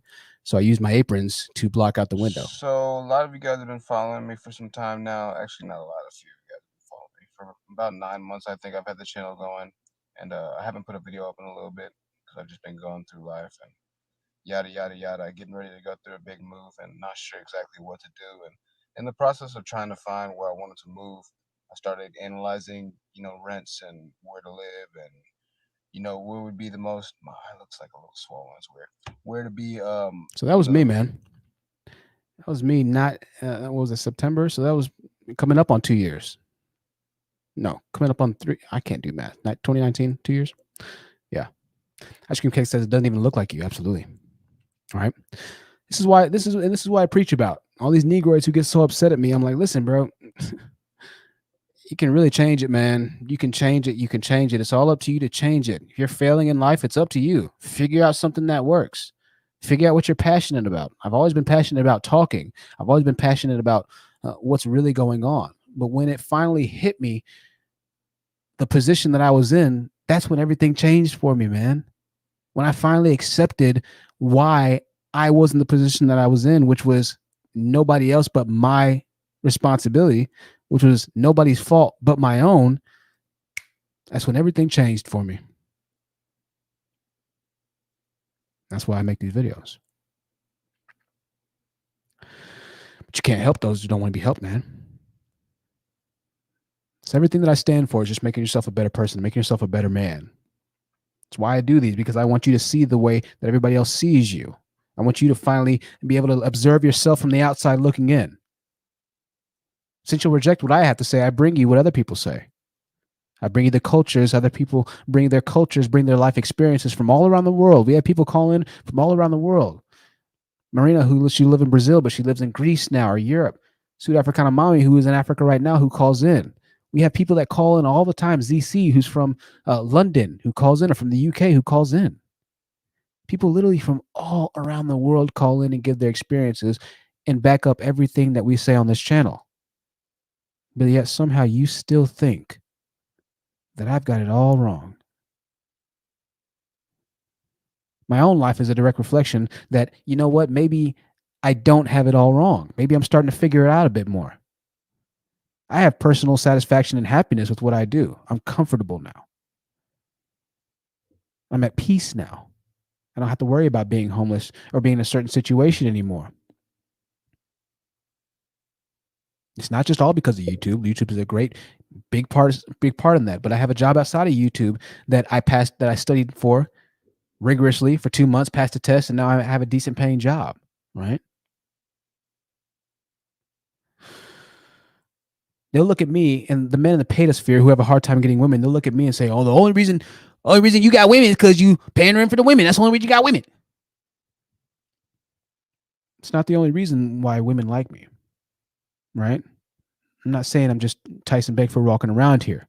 However, even in my day-to-day activity, I have no issue with potentially pulling or talking to women, right? It's because of my demeanor, my confidence. It's because of, and I have decent looks. I'm not going to lie, the looks help a little bit.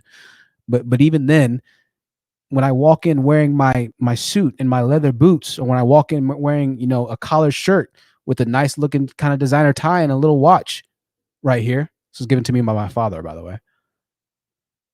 And I have a cologne on, and I look somewhat put together as a black man. That's rare. That gives you an up on the majority of your competition. Most black men aren't walking around with suit and tie. But you don't want to hear me say that to you.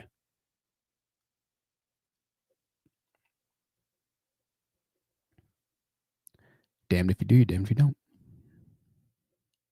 Organic Black says father. Yeah, absolutely.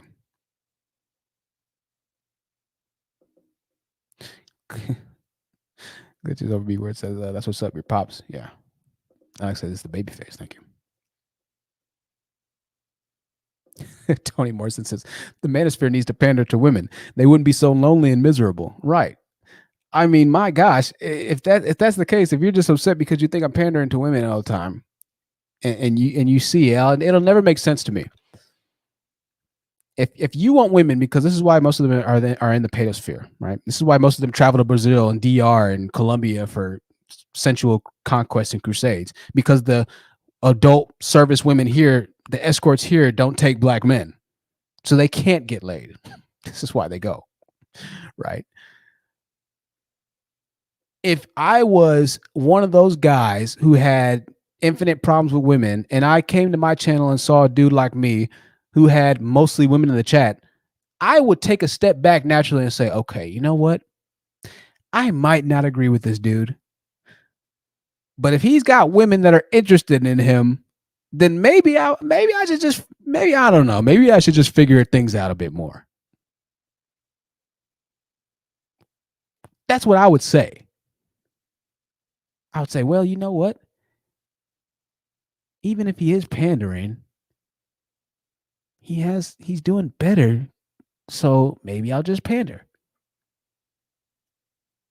That's what I think that you should do, in all honesty. If you you can't agree with me for whatever reason, then just look at the results. Look at the videos that I just showed you, right? Listen to everything that I say and go back to those videos that I showed you then, and then look now. Look at the growth. Look at the change in mental perspective. When you listen to me talk in those old videos, you can almost sense, and somebody asked, did you used to smoke? Yeah, I used to smoke. You can sense that something was just not operating all the way in my mind. And back then, I thought I was the smartest guy. I thought I had it all figured out. I thought I was really saying something when I made that video about Trump banning e-cigarettes. Looking crazy as hell, right? So you can say I'm pandering, you can say whatever you want, but if you look at the results, at the proof, there's a very big difference. Donations aside, if you think I'm pandering, donations aside, everything aside, just look at me as a person. Even the way I look, just look at me from then to now, a dramatic difference, night and day, no comparison, right? Hey, True, can I say something real quick? Yeah, go ahead, Jedi. Yeah, I'll just hop off real quick. I'm just got some work to do in the morning, but I just want to say I just support you, man. But what you just did there, because I forgot how old are you? You think you're 30, right? Yeah, I'm 30. Okay, so I'm 30. You're 30. I'm 22, and I just as our friendship that we've like kind of established, like past months or whatever, since I've been like coming to your channel and everything with the conversation we have off camera. That one thing that I commend to you is the fact that there's a lot of honor that I have with you. The fact that you just showed up your old past videos and didn't delete them is one thing. Is that is showing the progress of what a lot of men need to do. They just want to skip. See, being a true edifying man, being a man of integrity, is not something that you just taking some serum and like Captain America, and then one day, and then all of a sudden you can just turn up and be the the so-called man that you want to be. It takes some work.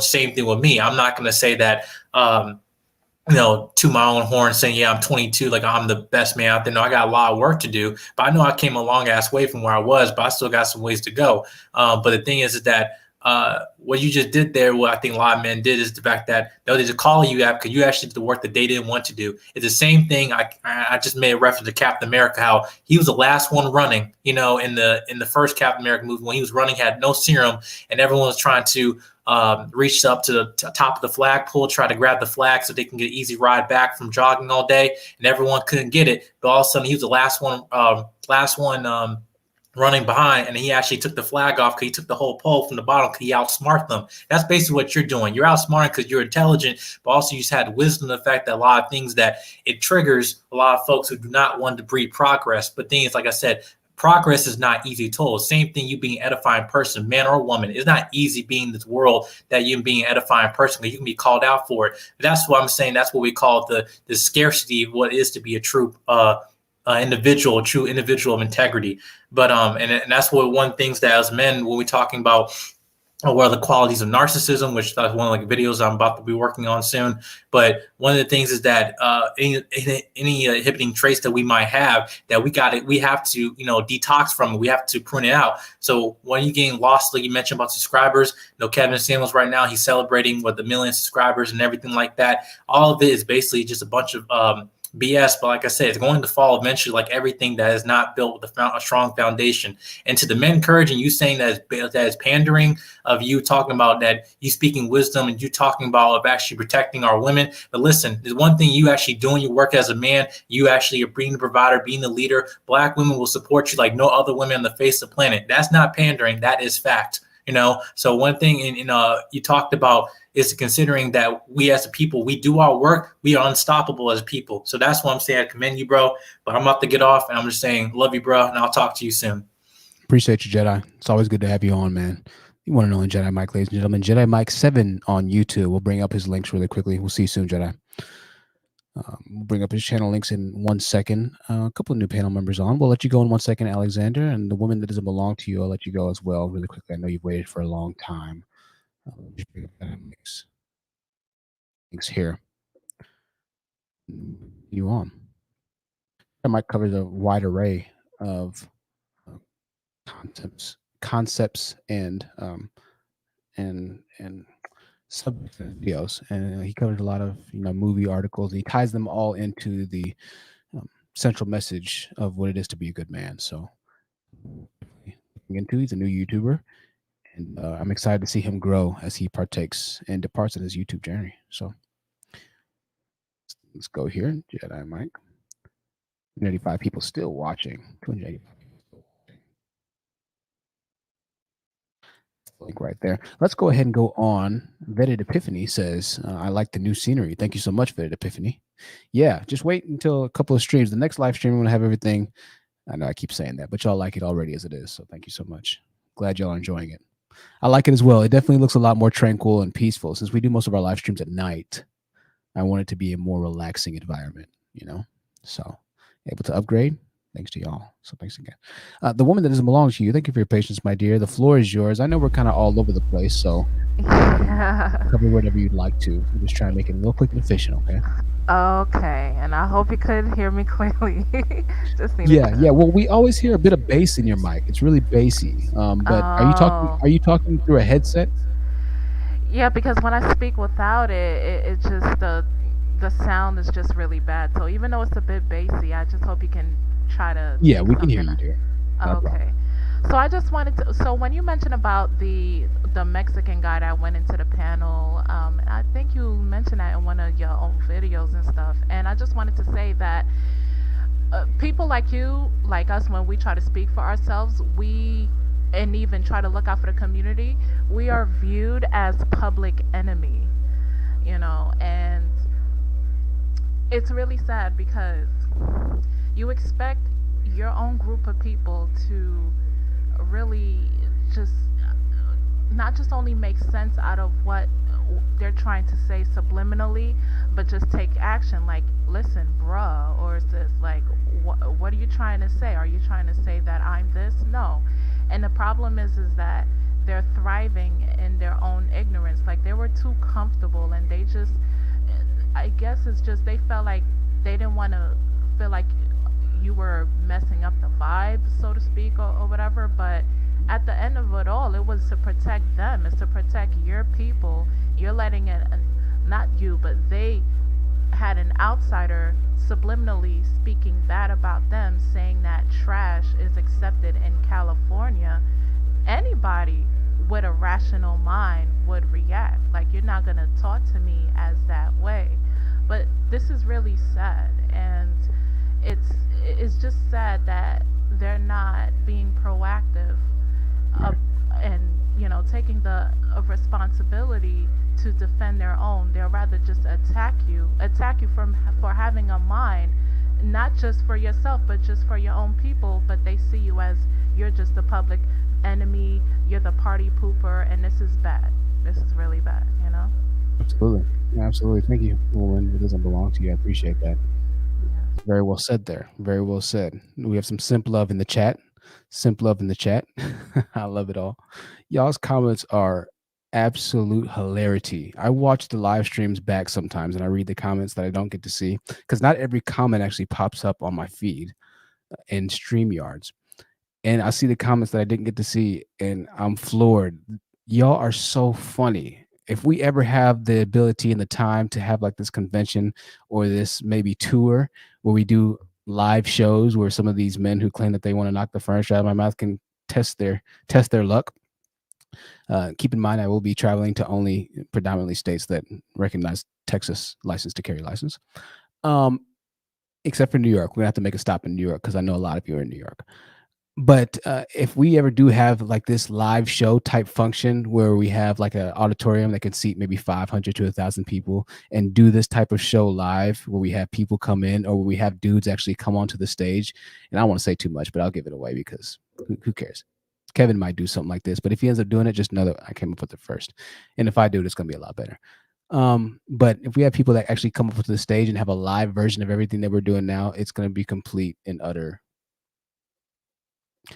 It's going to be a show, to say the least, right? So something to think about for the future, ladies and gentlemen, when the channel really does start to grow. Buy your tickets for the You Can't Handle the Truth live show. We'll give it a year and a half or so. Hopefully we'll be there by then. So a lot of big plans, ladies and gentlemen. Always trying to make sure that we think of the next bigger and better thing. Shay Hart says, I hope you haven't seen my thirst comments. I haven't, Shay, but I appreciate them. I appreciate them nonetheless. Simp comments are Simps getting love in the chat. Shout out to all the Simps. Bejik made up the Simp acronym: smart, intelligent, masculine providers. Also, I think it's smart, intellectual, or maybe smart and there was another word, not for intelligent, but I can't think of it. It was something that had to do with more of an actual character trait. That it wasn't just based off of intellect. I can't remember, but it was good. It was good. So thank you, Bejik, for that. 270 people still watching. 2.5 hours in, ladies and gentlemen. If you haven't liked the stream, then make sure that you do like the stream.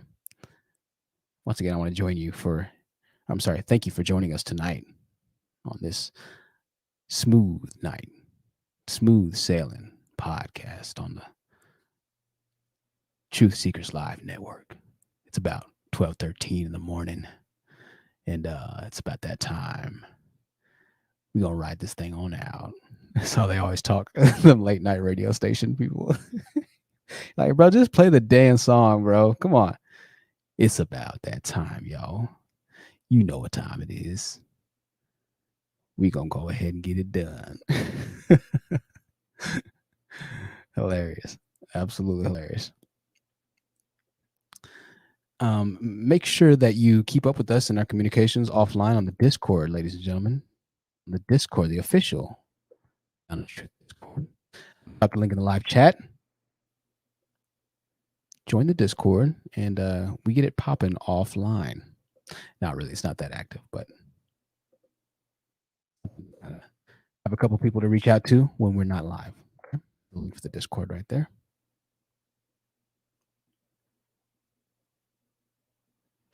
We have one last contributor.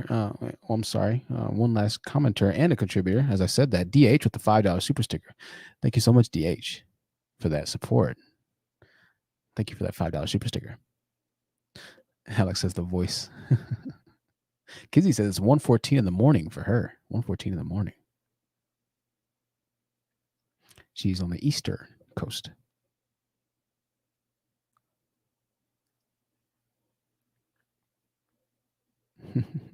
Y'all are kind.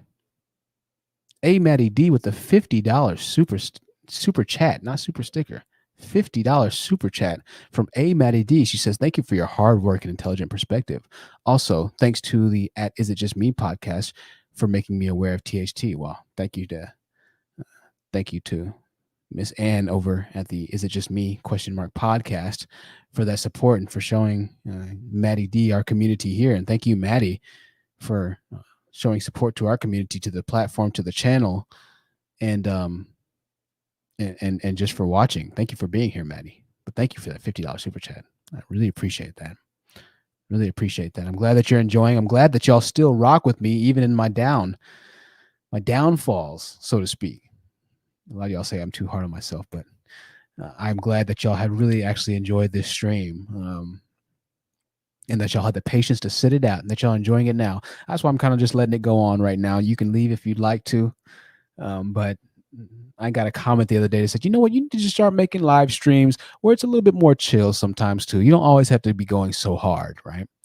I think actually Queen Mercy told me that, who's in the chat right now. Queen Mercy and said, you know what, you should just make a chill stream where we can just come and vibe out. And so that's what we're going to do right now. Celebrating the new look. Letting y'all roast in the comments. Letting y'all go off in the comments. I see you back there, Alexander. We'll let you come up in 1 second, brother. We'll let you come up in 1 second. Oh, man. Charlene. Why do you have to say that, Charlene? Charlene said, can you sing for us? Charlene.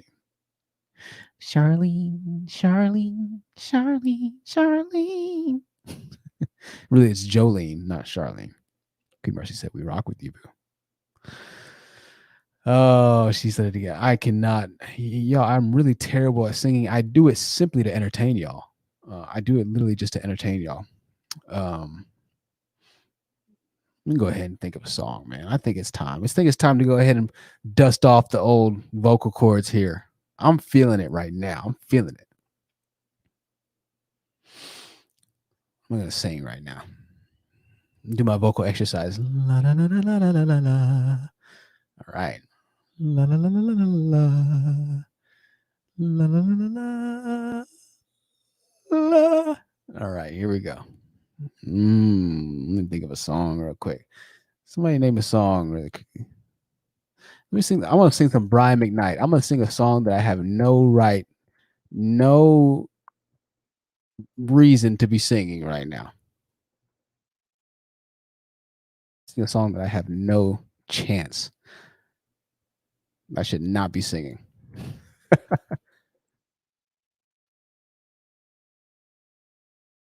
No, I'm not gonna sing Brian. He's just now I'm gonna sing Brian. I'm not backing down, y'all. I do not care. You'll learn about me, ladies and gentlemen. I don't get embarrassed.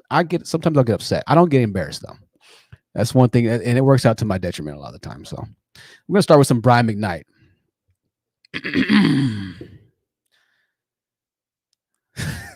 Y'all ready? Queen Mercy said, "Oh my gosh, no, Maxwell." Yo, I can actually sing some Maxwell. I think. Let me sing that Maxwell song. Here's the thing. I got a decent falsetto voice. Not good. All right, it's decent. My normal singing voice, trash, yo, trash. But Maxwell's got that song. What is it? It's a Woman's Worth. Woman's Worth. Lyrics. Let's see. Queen Mercy, I'm singing. You can't stop me now. Here we go. Maxwell, ladies and gentlemen.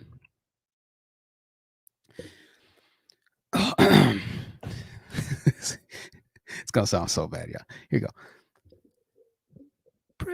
Pray. Oh shit. Pray God you can cope. I'll stand outside this woman's work, this woman's world. Ooh, it's hard on a man. Now his part is over. The stars to craft of the Father.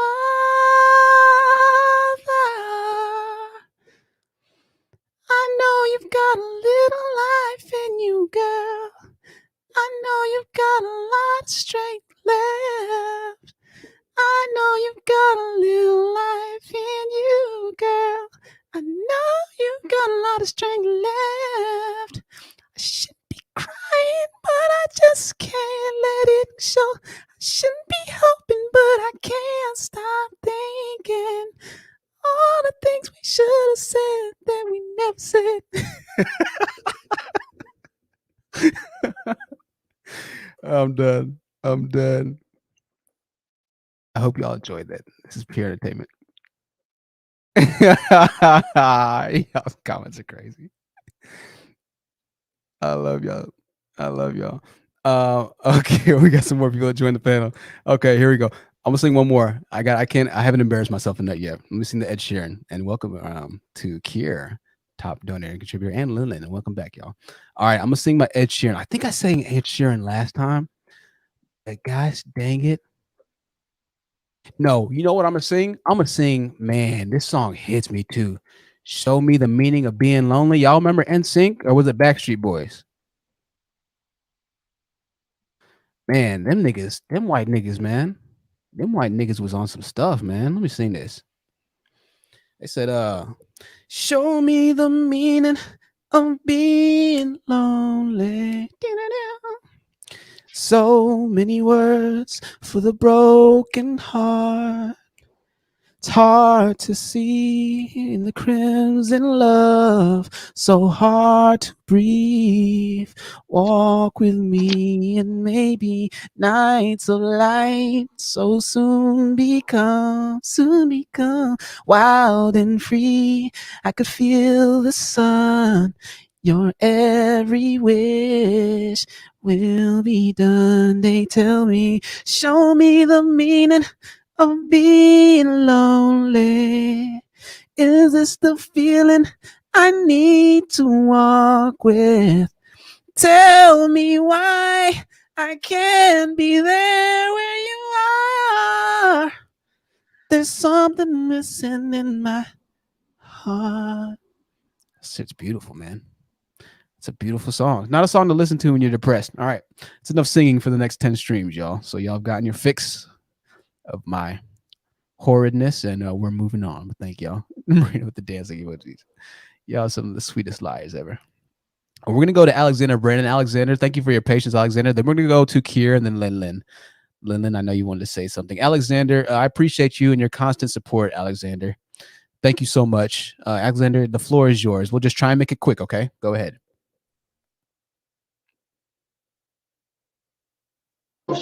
You know, hey, Truth. Hit me. You have a nice singing voice. Y'all niggas, man. Niggas ain't. No, I'm kidding with you, Alexander. I'm kidding with you. Bro, I admit it needs a little work, but you're getting there, man. You're getting there. Oh, thank you, my friend. But yeah, I like what you said, and all the things you said are true. And to Trunk's statement, I think what he proposed may make us look even worse than we are now. I think what we should do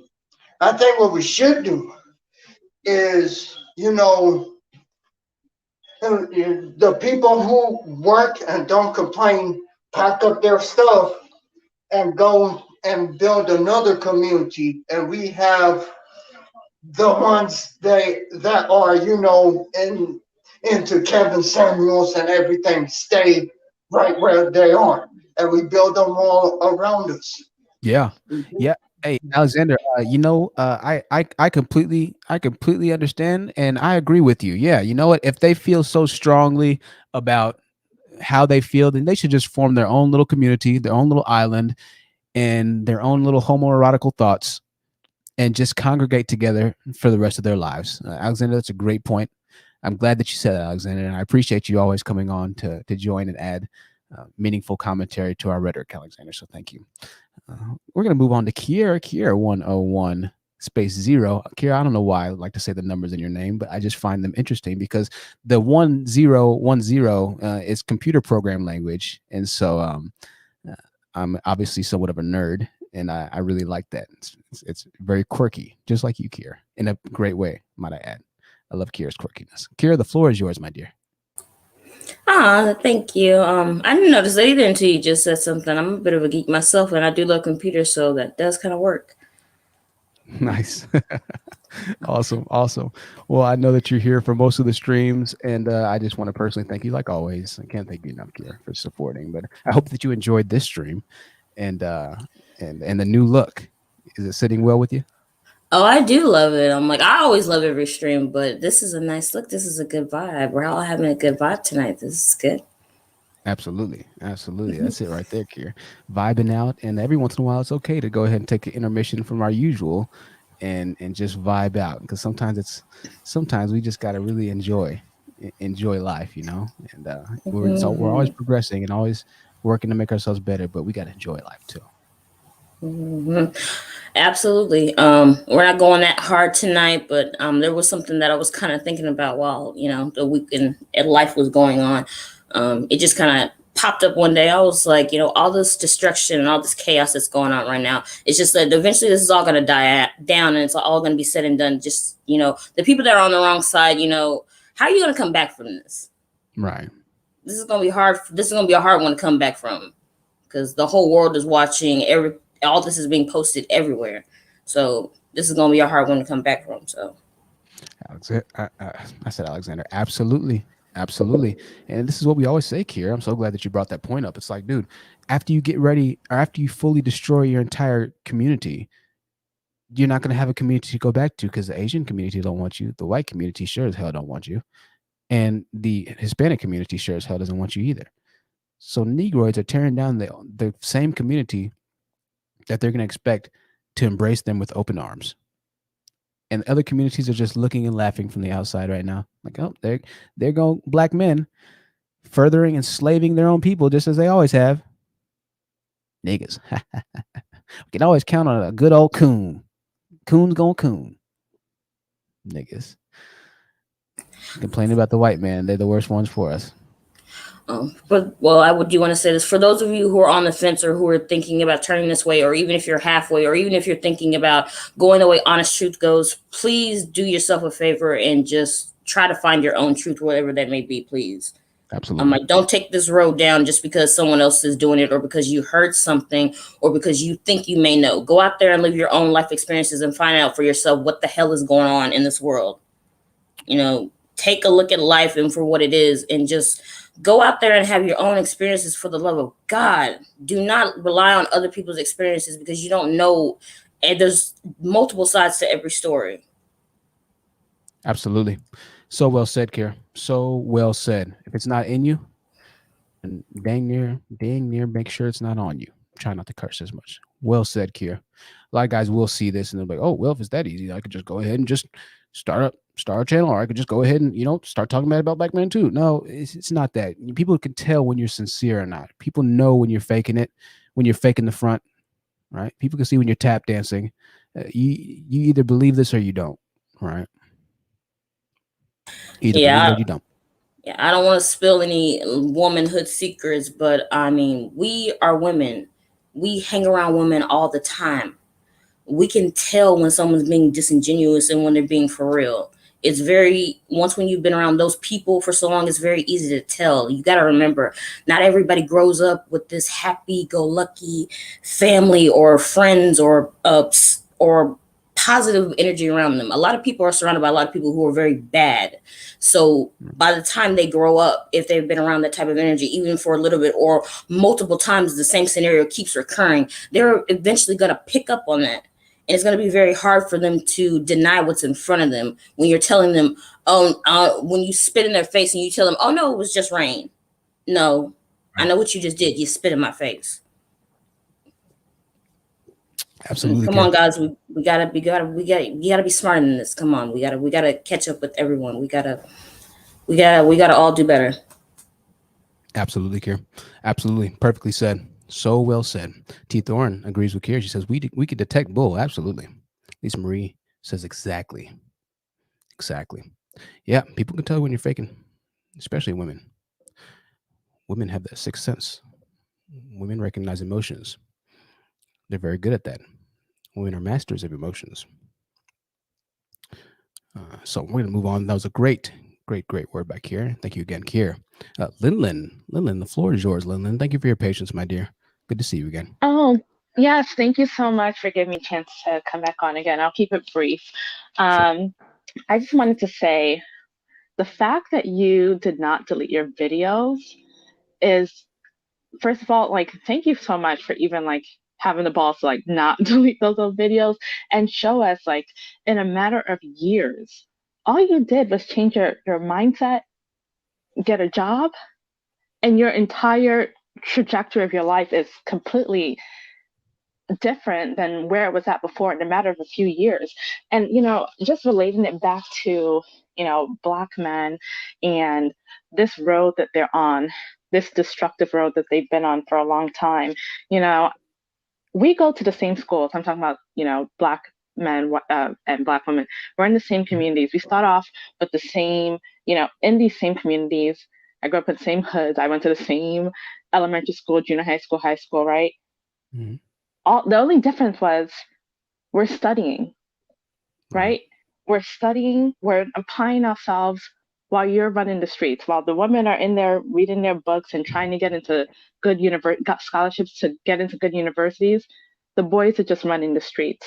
How about you stay off the streets, apply yourself, stay in your books, and go to college, and your life trajectory would be so much more different, And then I think about the fact that we have a whole continent that for billions of years has been developing in these natural resources. And to this day, 90% of the continent is living in abject poverty. If that isn't failure to me, I don't understand what the heck is. I mean, when Dubai found out they had oil, they built their city in a matter of decades. We're centuries in. And we got more oil. Still living in poverty. And Africa has more everything than every other continent. There's more diamonds, more gold, more natural gas, more oil than every other continent. Right. And Linlin, I'm so glad you said that, Linlin. This is not just an issue that centers, and I'll put you on mute, Linlin. This is not just an issue that centers around Black males in America. There is something wrong with Black males all around the world.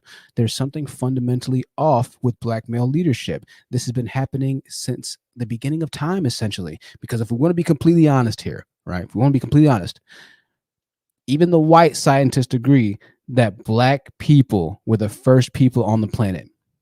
So just by saying that alone, Black males, they had thousands of years head starts before these, as they claim, the evil white man. They call them the Hotep Jesus Black males, are the evil cave beast. Let me show y'all a video about these Hoteps. All right, let me show you the video that makes up, and we have a $50 donation from Self Love Heals. Self Love Heals in the building at work right now. She is in the medical field. She is a nurse at work right now. She says, I am stuck at work. We'll listen later. Thank you, my dear. $50 donation. 2 of them up on the board right now. It's so amazing to look at. Let me show you this video. These are the type of men that are in the manosphere, and quite literally are in the manosphere. I was curious one day. I said, okay, what exactly is this Hotep? I said, what is Hotep? You don't know what that is. And so I found a video that broke down Hotep to a specific science. And within the first 5 to 7 seconds, this video pretty much explains where most of these Black men who have this weird fixation with ancient Egyptians and ancient naming themselves Amat Makaktakunda and all these other kind of, whatever's names. Now, in reality, this video goes to break down to say that, okay, we have more in commonality with the Aruba and the Igbo type African as far as our genealogy goes, right? But these men who work very closely with the manosphere, I think Dr. Umar Johnson is a Hotep. I don't know what these I don't know what these guys are. These are the Moors, essentially, all right? I want you to hear the guys that are in the manosphere, that these are the guys that are fighting for you to submit to them. Just listen to this nonsense right here. This is the first clip in the video. What is Hotep? Meet the Black American Ankh right. It is a medical statistical fact that in Europe, 94% of Caucasians are still to this day born with tails. I wanted to talk about this thing called the Hoteps. It's been getting a lot of attention lately, and there's kind of a bit of a raging conversation on quote-unquote Black Twitter. Hoteps are basically a pseudo-intellectual, pseudo-historians, conspiracy theorists, pseudo-nationalists. I mean, a lot of pseudo-everything. What they are definitely is just a bunch of misogynists, homophobic, anti-Semitic assholes who pass themselves off as intellectuals or thought leaders within the Black community. This We is the also call manosphere. them Ankh Negroes. We tend not to use the term Negro. You can kind of guess. There's a man named Hotep Jesus that works with Donovan Sharp and Kevin Samuels all the time. Right. That video is entertaining if you want to watch it. You know, they do pay history or tribute to some parts of African history, but most of them believed in the ancient Egyptians. I know Egypt's in Africa. We can debate all day about that. I just thought that was very comical. You have these guys out here running around like they have supreme intellect, like they figured out the secrets of life. And these are the same guys that come into my channel and tell me that I have our entire identity mistaken as a people. Nah, my brother, you got it all wrong, bro. You got it all wrong, bro. You see, the thing is, when the white man came over to Africa, when he came to get us in Egypt, because we was already in England, we was the Moors in Ireland. The Irish people were black at first. So after the white people came in, and these are the guys that, you know, I don't know. God, listen. Somebody said, "You mean broke tips?" Mystic Magic said, "Broke tips." They literally, most of them look like they're fresh out of prison. Let me show you something. Okay. I'm fascinated with these prison documentaries. Angola prison is pretty much a plantation in modern day, right? I want you to hear something. This is just wild to me. Angola prison is in Louisiana, and once you're in Angola, most of the people there don't get out forever. Okay, I want you to see these men and listen to how they speak. Okay, I want you to hear, and I want you to know that every single man in this video that you're getting ready to hear and listen to speak is a convicted murderer with some of the most heinous crimes known to man. But I want you to hear the way they talk about God, a way that they talk about how good God is, that God, you know, loves them and gave them a second chance, and that, you know, he's the everlasting. And listen, I'm not trying to say that you can't worship God or love God or whatever it might be. I'm just saying that why is it that all the black men, once they get into prison, finally find Jesus or find religion or find morals? Why do they have to have a life sentence to finally find God? Why couldn't they just find Jesus on the outside? You know, he was on the outside of the prison walls too. He wasn't just always in the inside. Now I know I'm gonna get some hate for this, but I gotta show this. All right, I'm trying to find the specific clip that I saw. It's just like, this is crazy. All right, let's listen to this. This is insane, man. Angola for life. If you're ever interested or just bored, I want you to listen and watch these documentaries. This man's in prison for life with no parole, no possibility of parole. Okay, I want you to hear the way he's talking about God. This is the warden. This warden's name is Burl Kane. He said, you know, Angola is pretty much a plantation. As a matter of fact, we call it Angola because most of the people that were original workers on this Angolan plantation were from Angola. We got them from Africa. And so I hate to say it, but Angola is pretty much, we call it the plantation. That's what he says in this documentary, right? Now I want you to hear how these men shaped up. Blue lives matter. Don't mistake it. Except all I want is the morality in religion, and I can get morality quicker out of religion than I can anywhere else. All I'm seeking is moral rehabilitation. I've gotten to know some of the Malachi dads pretty well, and I would say this. Conflict with a guy, and I have to live with that mistake that I made in my life when I was 19 years old. 2 young lives both destroyed because of immaturity, really. If you were to get out, A, are you equipped for the outside world? And B, do you think you would ever hurt anyone again? That man or that personality is dead and gone. That person don't even exist anymore in this world. It was a moment in time that something happened and I reacted in an immature way. But God is redeeming. Good God, Lord have mercy, Jesus Founded Christ. on the redemptive process. That life that once took a life can save hundreds of lives. All right. Once again, type in Angola prison if you're just curious or interested. It is a fascinating expose into a lot. You know, it's into a lot. I'm not saying that people don't get forgiveness. I'm not God. I've done bad things as well, obviously. But you'll understand exactly what I'm saying when you watch that documentary. That's all I can say there. We have a couple of new people that are joining the stream. Accountability. Accountability. Y'all in these names, accountability. Let me put the usernames up here so y'all can see this. This is pretty clever right here. I gotta put your username up for this one right here, so y'all can see how it's spelled. I took off the name, so I don't know how to put them back up. Accountability, go ahead. The floor is yours. What's going on, man? How you doing? Hey, I'm pretty good, man. There's the display names. Y'all read that. That is hilarious. Go ahead, my brother. Yeah, I think it's the only way these dusty fingers could read it correctly. Yeah. You know, I love it. They like to type in all these ebonics online and things like that. Absolutely, but I'm late to the stream, man. I'm just checking in with you.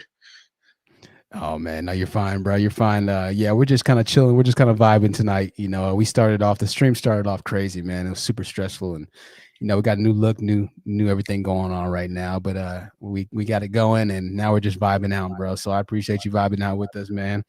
You know, we're just having a good time in here on this broadcast, my friend. But we're just taking a look into my history and taking a look into a lot of things that we typically don't take the time to look at, man. So you can just chill and enjoy. All right. For sure, yeah, I'm digging it. Nice, family, nice. All right, bro. Yeah, they're really liking the name accountability. That is absolutely genius. Accountability. And you know what's so crazy about this? You know, we get the comments all the time, and you know what? I might go ahead and pull up some comments here in a second, ladies and gentlemen. Maybe it's time to read some comments because I know we joke about this all the time, but it's really kind of sad. I mean, listen. Your phone literally tells you when a sentence is not grammatically correct. It tells you when a sentence is not a complete sentence, when there's not a verb or a noun or an adverb or an adjective, or you're missing something. It'll tell you, hey, this squiggly line, you need to correct this. A lot of times it corrects it for you. You have to purposely go out of your way to type in Ebonics. In 2021, you could at least sound smart online. You can bring up Google and bring up Google Translate or dictionary or whatever it might be and use a tool to at least sound smart online. Now, when you come onto the panel and talk to me, we're going to all know what the truth is, right? But in your comments, in the formation of your sentences, you have as much time as you like to type it. You can check with people to make sure, hey, does that sound right? So my Negroids, please. And I'm saying this for your better. I really am. I don't want you to get upset at me. Me and accountability are both saying this. All of us here are saying this for your benefit. Before you try and hate on somebody, make sure that you have somebody that has graduated from high school, middle school even. Read your hate against me in the comments I'm getting ready to pull up here in a little bit, and just check to make sure that it makes sense. It's not an insult if I have to figure out what you're saying, is what I'm trying to say, man. Like, come on, guys. It's embarrassing, to be completely honest with you, because listen, I've gotten comments and I've gotten emails. Actually, the other day, I got a donation on PayPal. It said, "Hey, I'm a white guy watching your channel. I completely agree with everything you're saying." Other people, other races are seeing these videos. All thousands of these views aren't from just black people.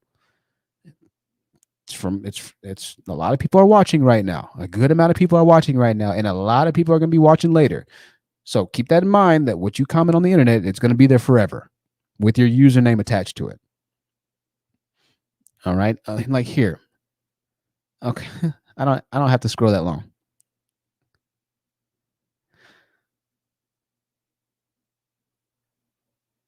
I can't even read that one. It's a bit too vulgar. I can't even read that, to be honest with you. We'll go on to one in a second. Let's see. Jeez.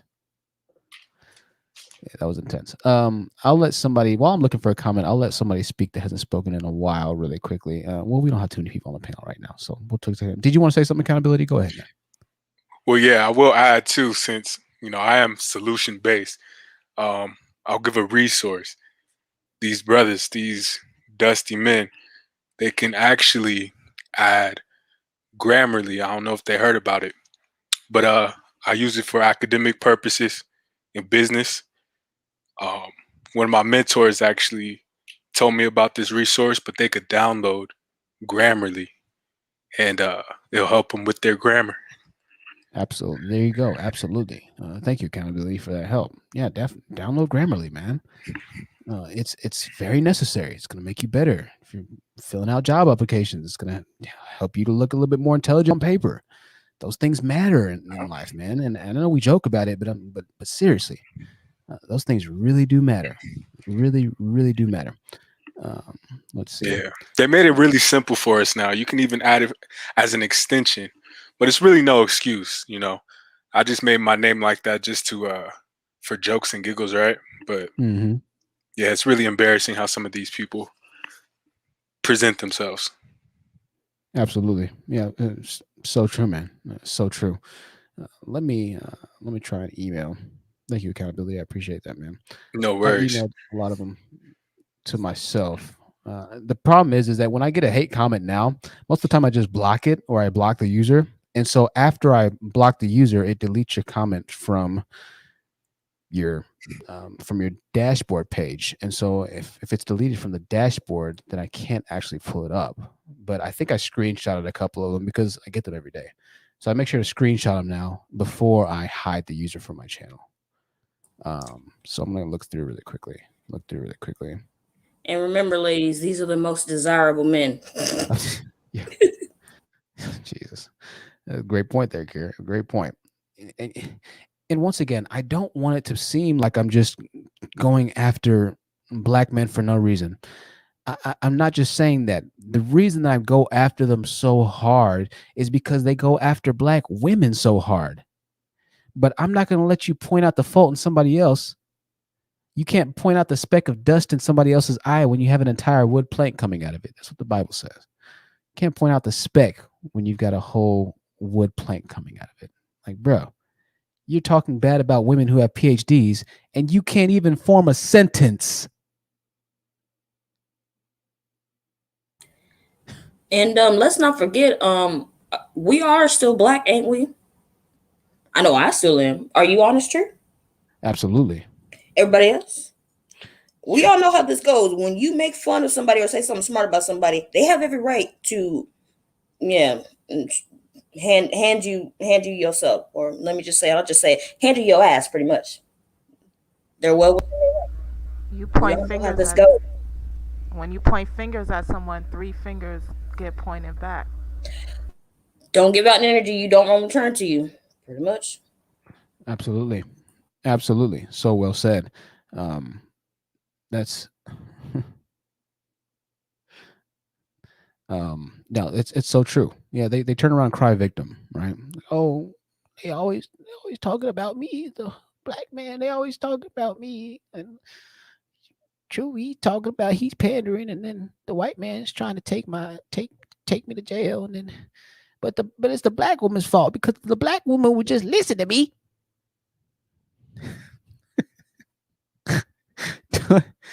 $20 super chat here.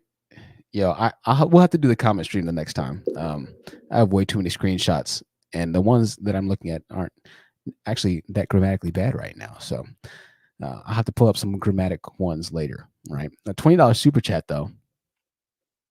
I got to be honest when it's time to be honest. You know? From Linlin, she says, just because I appreciate you. Thank you, Linlin. I appreciate you as well. Thank you so much for that support. Yeah, you know, and you know, maybe that's the reason. Now that I think about it, it's the reason why a lot of them don't actually come onto the panel. We'll have a couple of guys come up, but for the most part, 90 to 95% of the people who disagree with me, they'll do it in chat. Very few guys will come onto the panel and actually talk with me and have a one-on-one conversation. For instance, the 250 people watching right now, I guarantee there's at least 10 people right now that don't agree with a lot of the things that I say, that hate me for the person that I am. But they also know, all 10 of those people, that if they hop onto this live stream, everything that I say about the men that we fight so viscerally, metaphorically against, Susan at YouTube, I don't advocate for violence. This is a metaphoric word of war of words. There you go. They know as soon as they hop onto the panel, they're going to prove my point. So they don't hop onto the panel. Instead, they try and do it in the comments. And sometimes they still prove my point, right? But I think that that's a very telling thing. You know, we'll have guys come on. Most of the time, it's the same guys that come on. Right now, the last 2 videos that I uploaded are like one's at 10,000 plus views right now. It was a couple of days ago. The other one's like a 7 or 7.5K or something like that. Right. The comments under there, even though I block them, so you can't even see them. I'd say about 30 to 40% of the comments are guys that are like, dude, you are just a lost cause, truth, right? But not a single one of those guys shows up except for Arsenal God, which we all know Arsenal God, or Black Commander. He used to. Other than that, every single last one of them will only comment on the channel. Not a single one has come up. And I'll let them speak to some extent until they start speaking too crazy. But they're in that comment section though. So come get the actual live smoke. You're watching this right now. I know you're watching right now because there are dislikes on the video right now. People who enjoy my content don't dislike it, right? So you know that there's somebody watching right now. Let me see how many dislikes there are. Maybe there aren't any dislikes. I don't know. Maybe they're all gone. Who knows? Let's check. I'm not sure. The right minute now you we have announced alive, there was a dislike. we have 12 dislikes. So there's at least, like I said, there's at least 10. I said 10. There's 12 right now. Okay. There's 12. Kiera, what'd you say? I'm sorry, Kiera. I know. I was saying the minute you posted alive, there was already a dislike. Right. I checked. Right. I checked literally. Right. Absolutely. That's a great. I didn't want to lose the link, so I clicked on it. And like literally, when I clicked in, there was already a dislike. I said, "Wow, one already." Marina just said, "Thank you, Kiera, for that very observant, astute observation." Marina said it's 13 now. So wait a second, ladies and gentlemen. Somebody just now disliked within the past minute. Okay, whoever just now disliked, I want you to hop onto the panel. Hop onto the panel and explain to me why you just now decided to dislike the stream. This happened in the last 60 seconds while we were talking. Click the link and hop onto the panel. It's 12:53, and if you're listening to me, you might be at work. Take a quick couple of seconds, and I just want to hear from you specifically, because obviously you're watching. Obviously you're watching. So take the leap of faith. I won't eviscerate you, I promise. I won't go that hard on you. All right. Pause. Brandon says titanium balls behind the keyboard. Right. True. Wait. I see you chew on with the knock out the first jet. If I can say something for a second, there's going to be a lot of people. Oh, go ahead. Sorry. Oh, go ahead. Yeah. People know the city that I'm in. If you donate to my PayPal, it has my first and my last name. It's really, honestly, people know that I live in Texas. I've already spilled the city that I live in on like 2 streams ago. If you really wanted to find me, you could really find me, right? To be completely honest with you. I would strongly advise that you don't take that chance. But if you feel so strongly about it, then by all means, I'm not impossible to find. I'm not. Moreover, if you email me directly and you want to have a conversation, I would entertain meeting up with you. I genuinely would. All right. And I'll put it on the internet for all to see, just in case you think I'm lying. So email me, thehonestTruthYT@gmail.com. Obviously, I take my own life very seriously, so I want to encourage you to do the same, right? But come on, keyboard warriors, we gotta get it together there. I know the keyboard fingers. Everybody loves the dusty fingers. That's what we got to make a T-shirt with the dusty fingers. We're gonna make a T-shirt with the dusty fingers. We're gonna do that. Accountability enjoys it. I appreciate y'all. Blue Daydreamer enjoys it. Charlene enjoys it. Kiera, forgive my interruption, my dear. The floor is yours. Oh no, you're perfectly fine. Your panel, you do what you do. I love it as usual. But I was just saying, there may not be that many people that want to come up anymore because I mean, I love that stream that with Cot 91, and I mean, he was completely eviscerated. So there may not be that many people that want to take the plunge anymore. So yeah, I think that's very true. I think that is true. I think I just rewatched that like the other day. Which stream was that, Kiera? The one Kevin Samuels promotes domestic violence. Okay. Yeah. Okay. The one with Hot 91. Yeah. Yeah. Those last 2 hours. Yeah. Oh man, yeah, it's true. That could be somewhat disheartening. Maybe you're right. You're right. It's gotten, hey, I could, you're right, Kiera. That could be a little tough, I think. Queen Mercy said negative THT. Don't tell them where you live. I'm not gonna do it, Queen, I promise. Yeah, maybe that's it. Maybe that's it. Maybe it's a bit embarrassing. Maybe that's it. Maybe it is a bit embarrassing. Maybe I should pass less judgment. But you know what? I wouldn't pass such harsh judgment if you yourself, my Black Negroid friend, wouldn't pass such hard judgment on Black women. I would go a bit easier on you if I knew that you were really trying to understand and grasp the concepts that I spoke about. But when you come on here with such hatred, when you come on here with such anger, with such wrath, with such malevolent spirit about you, I have to eviscerate you and tear you down to nothing, because that's what you seek to do to us. That's what you seek to do to the good men, to the good women, to all women. That's what you seek to do to everybody. You seek to just spread hate and rage. There was a kid who was I'll let you go in 1 second, accountability. There was a kid who was, I think 18 or 19 or 20. I don't know how old he was. This is probably 10 streams ago now, right? He said, man, I just don't understand why I have to graduate and make money for a woman to want me. I don't think that that's right. I don't think that that's fair. And I could tell that he wasn't just coming from a perspective of F all Black women and F women and men go your own way and red pill and Kevin Scamiels is the Messiah. I could tell he was genuinely having a serious struggle internally. And so with that young man, I didn't eviscerate him. There was no need to do that, right? I actually reached out to him after the show and I said, hey man, keep in contact with me, keep in touch, right? I want to check up on you and make sure that everything's going well. So I recognize when and where to appropriate that energy too, right? I'm just a mirror, to be honest with you. When somebody hops into the panel, and they start talking, as soon as they start talking crazy, all right, bro, I figured you out. And you want to know something? If y'all remember, there was one guy in particular that came on to his panel. He said, man, he seemed like he was cool at first. Some of y'all remember him. He seemed like he was really cool at first. And he said, hey, man, I don't know how I found your channel. Well, I specifically remember thinking, and I said right after he said that, I said, well, I titled the stream, Kevin Scamiels Hates Black Women, right?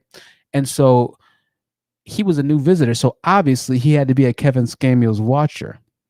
And so I said, well, you probably found it because you were looking for Kevin Scamiels live stream. You were waiting for him to go live, and you saw me because I'm starting to ping under his name on the analytics. He said, yeah, I guess so. And he played it cool. He tried to play it really cool for a second. But I said, no, that's not. This guy's not right, man. Something about this guy. And so I just asked him question. And then he said something. He said something completely off the walls. And I said, there he is. See, you were trying to hide. You were trying to masquerade as a sheep. But you're a wolf in sheep's clothing. Eventually I said something, and he said something crazy. I don't even know what he said. And I was like, oh, there you go. That's how you found my channel. That's it right there. And so he tried to come in and act like he wasn't a part of it and this and that. But as soon as he said that, I was like, oh, yeah, you are. You are.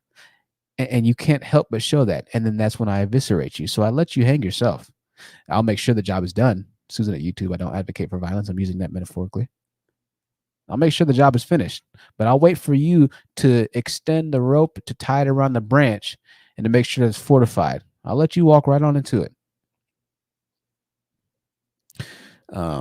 Accountability. I'll let you go ahead, my friend. I know you want to say something. Right. Well, I'll tell you what it is. It's two things. These men, well, a lot of people, men and women, they don't have the ability to keep and hold a conversation. Yeah. So most of the time, that's why they will stay in the chat, even if they have a disagreement. They'll stay in the chat and twerk it, right? But another thing is too, No, men have a problem with did you say checking other men. Did you say men and women or just men? I'm sorry, I missed you. Yeah, men and women. I don't just Well, I have to be careful, man. Most women watch this, bro. But if we're just speaking from an actual educational perspective, women are more educated than men, bro. All right. So, listen, I'll tell you like this: you're much more likely to have an actual conversation, a progressive conversation with women than you are with men, bro. With black women than you are with black men. So, there's no black women hatred on here. Accountability. All right, we just can't do that, man. All right. there's no black women hatred. I simply stated men and women. At this point, the playing field. Do you want to let me finish? I hear you, accountability, but no, see, Okay. now this is what I mean. All right. Now I understand. All right. You didn't even let me finish my second point. I'll let you go though. All right. I appreciate it. See, something's a bit off here, accountability. Something's a bit off here, man. All right. Talk about it. Yeah. Well, I think that a little bit of what I just said, right? A little bit of what I just said. You think I hate women? No, I don't think you. Because I brought up men and women. I hate women, huh? No, I don't think you hate women. I think that there's something a bit off. All right. Go ahead and tell me. Well, the subtle pushback, i.e., let me finish, and all of a sudden now we're on somewhat of a tension. There's somewhat tension in the dynamic of us talking right now. When I simply asked you a question and explained to you why I don't talk or address the women and why women I'm more likely to have a conversation of progression with than I am black men, right? And that led to a tension, to a somewhat tensionous, I'll make up a word. All words are made up at one point, debate, right? And so just that quickly, the energy changed a bit, right? So that's a bit off for me. I'm not saying that you hate women. I'm not saying that at all. However, on this channel, I speak to men specifically, and I address men specifically because men bear the burden of responsibility. So yes, I understand that not all women are perfect. All of us have said that before as well. Okay, we're not saying that women are perfect. We're not saying that black women are perfect. However, on this platform, we address the men and we talk about men. Right now, that's the rules of this platform. If you don't agree with it, then by all means. However, it's not going to lead up to an argument or a confrontation between you and I, particularly for somebody who, as you said in your own words, supports and enjoys the content, right? That wouldn't be in your best interest nor my best interest. Does that make sense? It's my turn. No, it's not your turn. Your turn is over. So just like that, they switch. You see what I mean? I'll let them talk until they say something.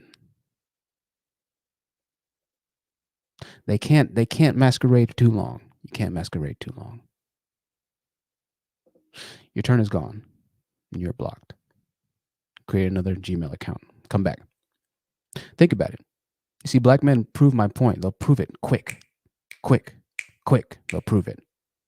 Even the ones that claim, oh yeah, no, okay. We'll hear them quick. I'll never have an issue with Jedi Mike. Never. I'll never have an issue with Alexander Brennan. Never. I can confidently say that. I can check Jedi Mike, and I have on the live stream, and he'll say, oh man, my bad, bro. I didn't mean. It's like, oh, Jedi, I know you didn't mean to, man. It'll never be confrontation there. But just that quick, there's confrontation. That lets me know that you're faking the front. Right? He's a Decepticon, T-Thumb says. Absolutely. You can masquerade for a bit. You might get past for a bit, but eventually you're going to show your true colors. There's obviously something going on down there. There's something a little off. There's something a little off. I'm not saying I'm perfect. I'm not. However, I'm pretty good with personalities. Kiera, what do you think?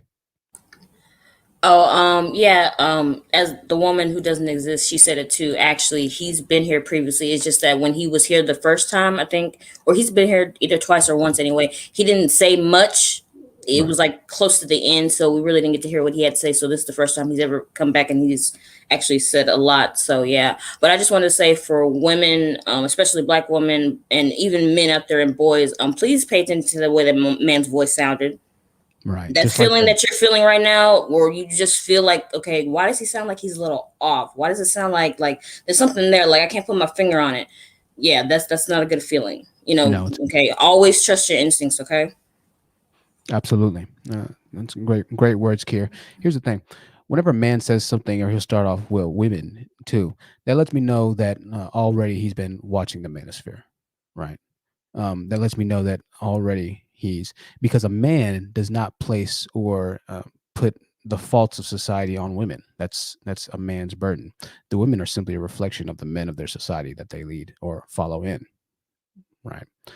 So even though we have said, and listen, even if I did feel that way that he felt after I had come to the panel and had somebody like me say, hey man, listen, I don't talk about the women, here's why. And because the men are the leaders of the responsibility of the community. And so if the women are having short conversations or they can't have great conversations, that's because they're probably a part of the community of men who haven't given them the opportunity to thrive or whatever it might be in social environments to form good, coherent conversations, whatever it might be, right? That's what my take on it. That's what I believe. So, if somebody were to tell me that, I'd say, hey, you know what? My bad, man. My apologies. I didn't mean that. Listen, I do support your content. I apologize. I didn't mean it. I wouldn't immediately respond with a snide remark back, right? Because that snide remark shows that, hey, you know what? It's your platform, and I said I liked you, but you know what? You can go ahead and F yourself. That's what I really hear in a snide remark like that. So words don't really mean as much as the tone and the actual action. I look at the action. In that case specifically, it's very interesting that it just happened to come up right after we talked about the guy 10 streams ago or 15 streams ago, whatever, that tried to fake the front until he couldn't anymore. Accountability, I see in the back, man. I'm not gonna let you back up. I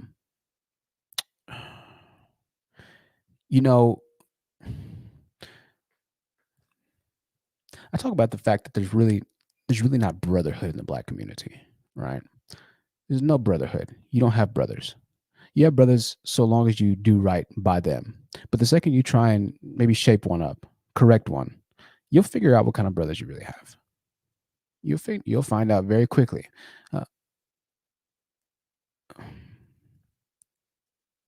At no point would I have a conversation with somebody who I actually respected and admired, and then they would try and tell me, hey man, listen, I think you're wrong here and I don't agree with that. I understand how you agree and this and that. I wouldn't say, if I really respected them, I would say, man, what you talking about, man?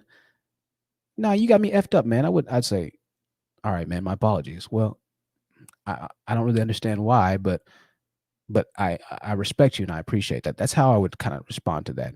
But for us to immediately start to get into, a bit of a verbal scuffle, it's a bad sign.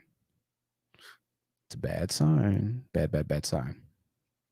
Shapeshifters. $5 super chat just came in from BW, Black Women in Luxury. Every time I hear him speak, I was getting passive aggressive vibes from him. Yeah, he said a lot of good words, and so it sounded good, definitely sounded good. But eventually, at some point or another, you'll recognize the person that you're talking to. It just takes a bit of time. Vetted Epiphany says they let their emotions take over, right? MJ says you'll have brothers that would betray you, like Malcolm X. That's what you get when you don't follow the herd mentality. Right. Now, the reason that he brought up women is because at some point or another, he's a part of the manosphere, which is probably just how the last guy who tried to be a sheep in wolf in sheep's clothing, found me. It's because he probably does search for the manosphere, which is why he brought up the women situation or topic. Men who are balanced don't place the blames and the woes of society on women. They understand it's not a woman's role. They understand it's not a woman's place. Moreover, they don't seek to try and judge women and men equally or the same. Moreover, they don't seek to judge women, period, because that's just not what men do.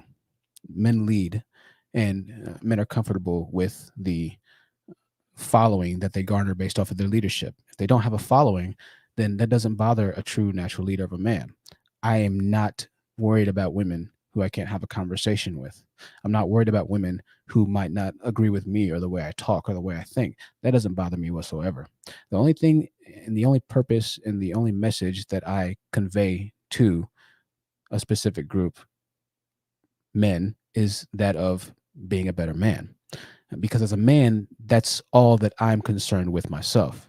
I'm not concerned with women. As a matter of fact, I gave a story when I was at the store and a woman just blatantly disrespected me like crazy, and it bothered me a lot. But I said, you know what, Jonathan, listen, man, she don't have to talk to you.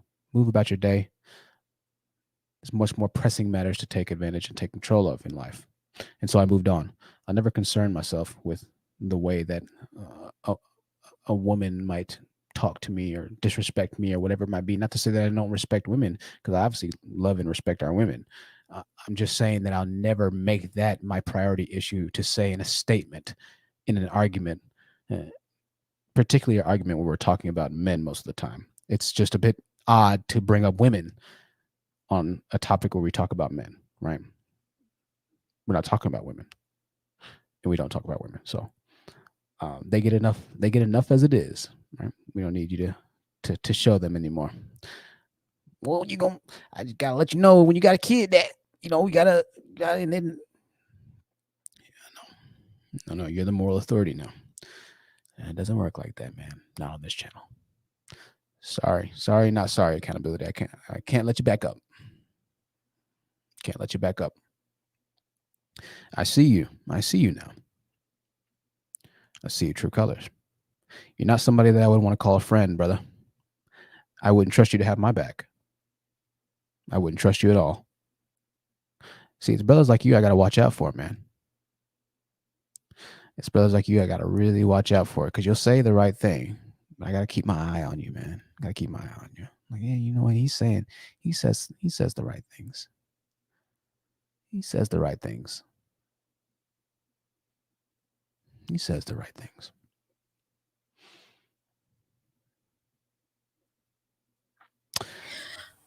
Three hours and 30 minutes. Go ahead. I'm sorry. Oh, no, go ahead. I'll wait until you get done. No, go ahead. I was just going to say 3 hours and 30 minutes in, ladies and gentlemen. 250 people still watching.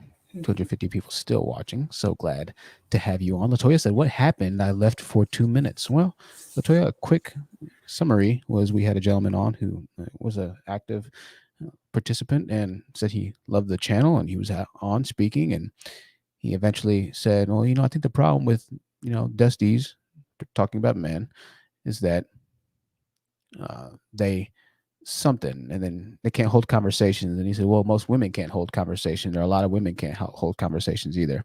And I didn't hear it at first until I was listening. I said, did he say women? And that's just a very manospheric type stance to take in conversation. And so that was a red flag for me. When I hear guys talk like that, it's like, okay, that's a manosphere guy. That's a red pill guy, right? That's a manosphere all through and through. That's how they talk. Well, women can't. And so it rose a red flag. And so I corrected him. I said, hey, man, listen, I'm not saying women are perfect. However, women deal with enough Negroidish hatred as it is. So we don't need to bring any more hatred into it, particularly when women are already more educated than black men. Black women are more educated than black men. So if you're to have a conversation of progressive logic with a black woman versus a black man, more often you'll have that conversation successfully with a black woman than with a black male, because black women out-educate black men. And he started getting an attitude. He said, well, can I finish now? Can I finish now? This is a guy that said that he supports, and he was all hunky-dory until I had to hold him accountable for something that I didn't agree with. And I had to check him and say, no, man, I don't get down with that. And then we had somewhat of a tensious moment. I know it's not a word, but you know what I mean. We had somewhat of a light disagreement, But it wasn't necessarily the disagreement that I had a problem with. It's just how quickly things change, particularly after I got done telling a story of a man who kind of followed in the same footsteps that he just did. So, Kiera, go ahead. I was gonna say, because you were talking about brotherhood and brotherhood is completely separate for womanhood, which is completely fine. I mean, you guys can do your own things of brotherhood because we have our own things that we do as women. But I just want to let anyone who listens to the stream know, eventually, when you get wiser and you grow up, you eventually have to, well, at least for myself, I found out eventually in life there's a fork in the road that you have to take, and you have to decide, are you going to be mad and always worry about what you didn't get in life, or are you going to take what you didn't get in life and remember that and give it to the next generation behind you so that way they can have what you didn't? Right. And that's what I've chosen to do. I've chosen to do that with my life, to make sure that the next generation has what I didn't feel like I should have had. Absolutely. Whether that be support or emotional support, financial support, that's what I'm deciding to do. That's what several of us are deciding to do. So, when you're doing the things that you want to do just based on your own selfish needs, just remember that. Just try to keep that in mind that, there's another generation behind you, and, they may need your help more than you just, wallowing in your own, self resentment of what you didn't have. If you can push it to the side, try to as best as you can. Absolutely. Absolutely, Kiera. So well said. So well said. That's the name of the game, man. That's the name of the game right there. Read some comments really quickly from y'all. This mic picks up everything. I just swallows. Pause. I mean, that's like the 6th pause moment I had tonight. My New York people were like, "Nigga, you gay, nigga." Getting fried by the New Yorkers. That pause thing's big up there. Pause, man. Pause, dog. Pause. Pause. No, that's mad gay. Pause. Global Sweetheart says, damn, I was uncomfortable when someone almost agreeing with that comment he said till you brought up your perspective. I suddenly feel so protected from the manosphere. Absolutely. Yeah, no, it's easy, but like I said, it was a red flag. My mind said, wait, hold on a second. I spent a lot of time in the manosphere. I listened to those guys talk for a lot of hours, hundreds of hours. So I know a manosphere guy when I hear one. I definitely know. I'm not saying he's all the way manosphere, but I'm just saying though, still he's probably not all the way manosphere. But that's not somebody that I could. It's a little shady, shady. True Mystique says, "This New Yorker will give you a pass." Thank you, fam. That's mad love, fam. Mad love to your mother, fam. Mad love to your mother, man. That's how they talk. That's how my cousins talk. They say, hey, cuz, how's your mother? Not your mother, your mother. I said, my what? Your mother. Stop playing. You mad crazy, cuz. Stop playing. Now, New Yorkers talk crazy. Queen Mercy said, I was confused when you kept saying pause. Thought it was fair. No, pause is a New York thing. So when you say something that's like slightly homophobic or slightly like gay, they'll say, yo, pause. So if you're like a guy and you're like, man, like if you say something like, what's a pause moment? I gotta think of something kind of somewhat gay to say. I hate to even be talking about this, but if you say like, man, dude, like man, like the way you did that was hard, bro. Like if you talk about like basketball, like if a guy dunked a ball really hard and you're like, man, bro, the way you dunked was hard, bro. Like you dunked that hard. If you say something, you'd be like, pause, right? Because it kind of sounds, it could be taken. It's really an immature type thing, So yeah, that's where pause came from. The Slay Room says, but he got in his feelings. Yeah, really quickly in his feelings. I said, oh, we have an issue here. Really quickly. It wouldn't have been an issue with me. I'd have been like, oh, my bad, bro. My bad, Hey, I would have said, hey, okay, I don't agree with you, but my apologies. I didn't mean to say that. And so I would have said, oh, well, okay, well, I'll take that back, but that's just how I feel, but I understand that, and I didn't want to offend you. That's how I would say, kind of remediate it. But we would immediately butting heads. It's like, damn, bro, I thought we were on the same side, man. I wasn't coming at you crazy. I thought it was all good, man. Thought it was all good, bro. Hey, Matty D says Dusty adjacent. Vanette says whole tips. Whole tips. Y'all are great. Y'all are great. Ladies and gentlemen, I think we're going to go ahead and start to wrap this on up. 2 more likes till 300, Lin says. Let's get 2 more likes. If you're watching this, consider changing your dislike to a like. Consider it. Consider it. Change your dislike to a like. It'd be great to have 300. I think total viewers for this live stream, let's take a look at it really quickly. We're past the 2K mark. So when this video goes up, it'll be larger than 2,000 people that have watched it. And we are at... No, we're not. We're at 1,700 right now. 1,700 right now. That's all right, though. That is all right. It's a day I would have killed to have 1,700 views on my channel. It's funny when you start doing better. You start judging yourself based off of the now, and you have to take a step back sometimes and say, you know what? Let me watch my video from 3 years ago. You know what? Let me take a step back and see where I was 3 years ago. Y'all make sure y'all do that. Take a step back, because the world will try and make it seem, the manosphere, black women will try and make it seem like you haven't done anything with your life, like you are just failing in your life, like you're not doing what you're supposed to do, and that can't be farther from the truth. Slow and steady progress runs the race, ladies and gentlemen. Slow and steady progress. Haters gonna hate, but winners gonna motivate. That's it. I'm glad you had fun on the stream, Shay Hearts. Haters. Awesome. Awesome. She says, see, you have to sing now, sing again. I'm gonna sing next stream. I cannot sing. My voice is pretty much done right now. It's done. I've said this before though. I like when it gets to this raspy kind of tone, because it sounds great for this mic, and then it sounds a little bit more radio-ish versus like my usual talking voice, which is a little bit high for my liking, but y'all enjoy the voice even in my normalcy and in my grunge. So I appreciate y'all. Listen, for everybody that donated, I want to personally thank you for your contribution and your donation. It means the world to have you supporting this show, this channel, and for you making this what it is. The next big purchase is going to be a new camera. It's going to be a Sony A5000 on, I think I'm going to get it on eBay. I can get it for like 300, I think. 250 or 300, I can get one. And it's going to be much better camera quality, even though this isn't terrible. It'll just be a little bit better quality. You always got to step it up, you know? And so next live stream is going to be really, really cool. We're going to have a lot of transitions, a lot of sound effects. It's going to be a lot of fun for the next live stream. You're not going to want to miss it.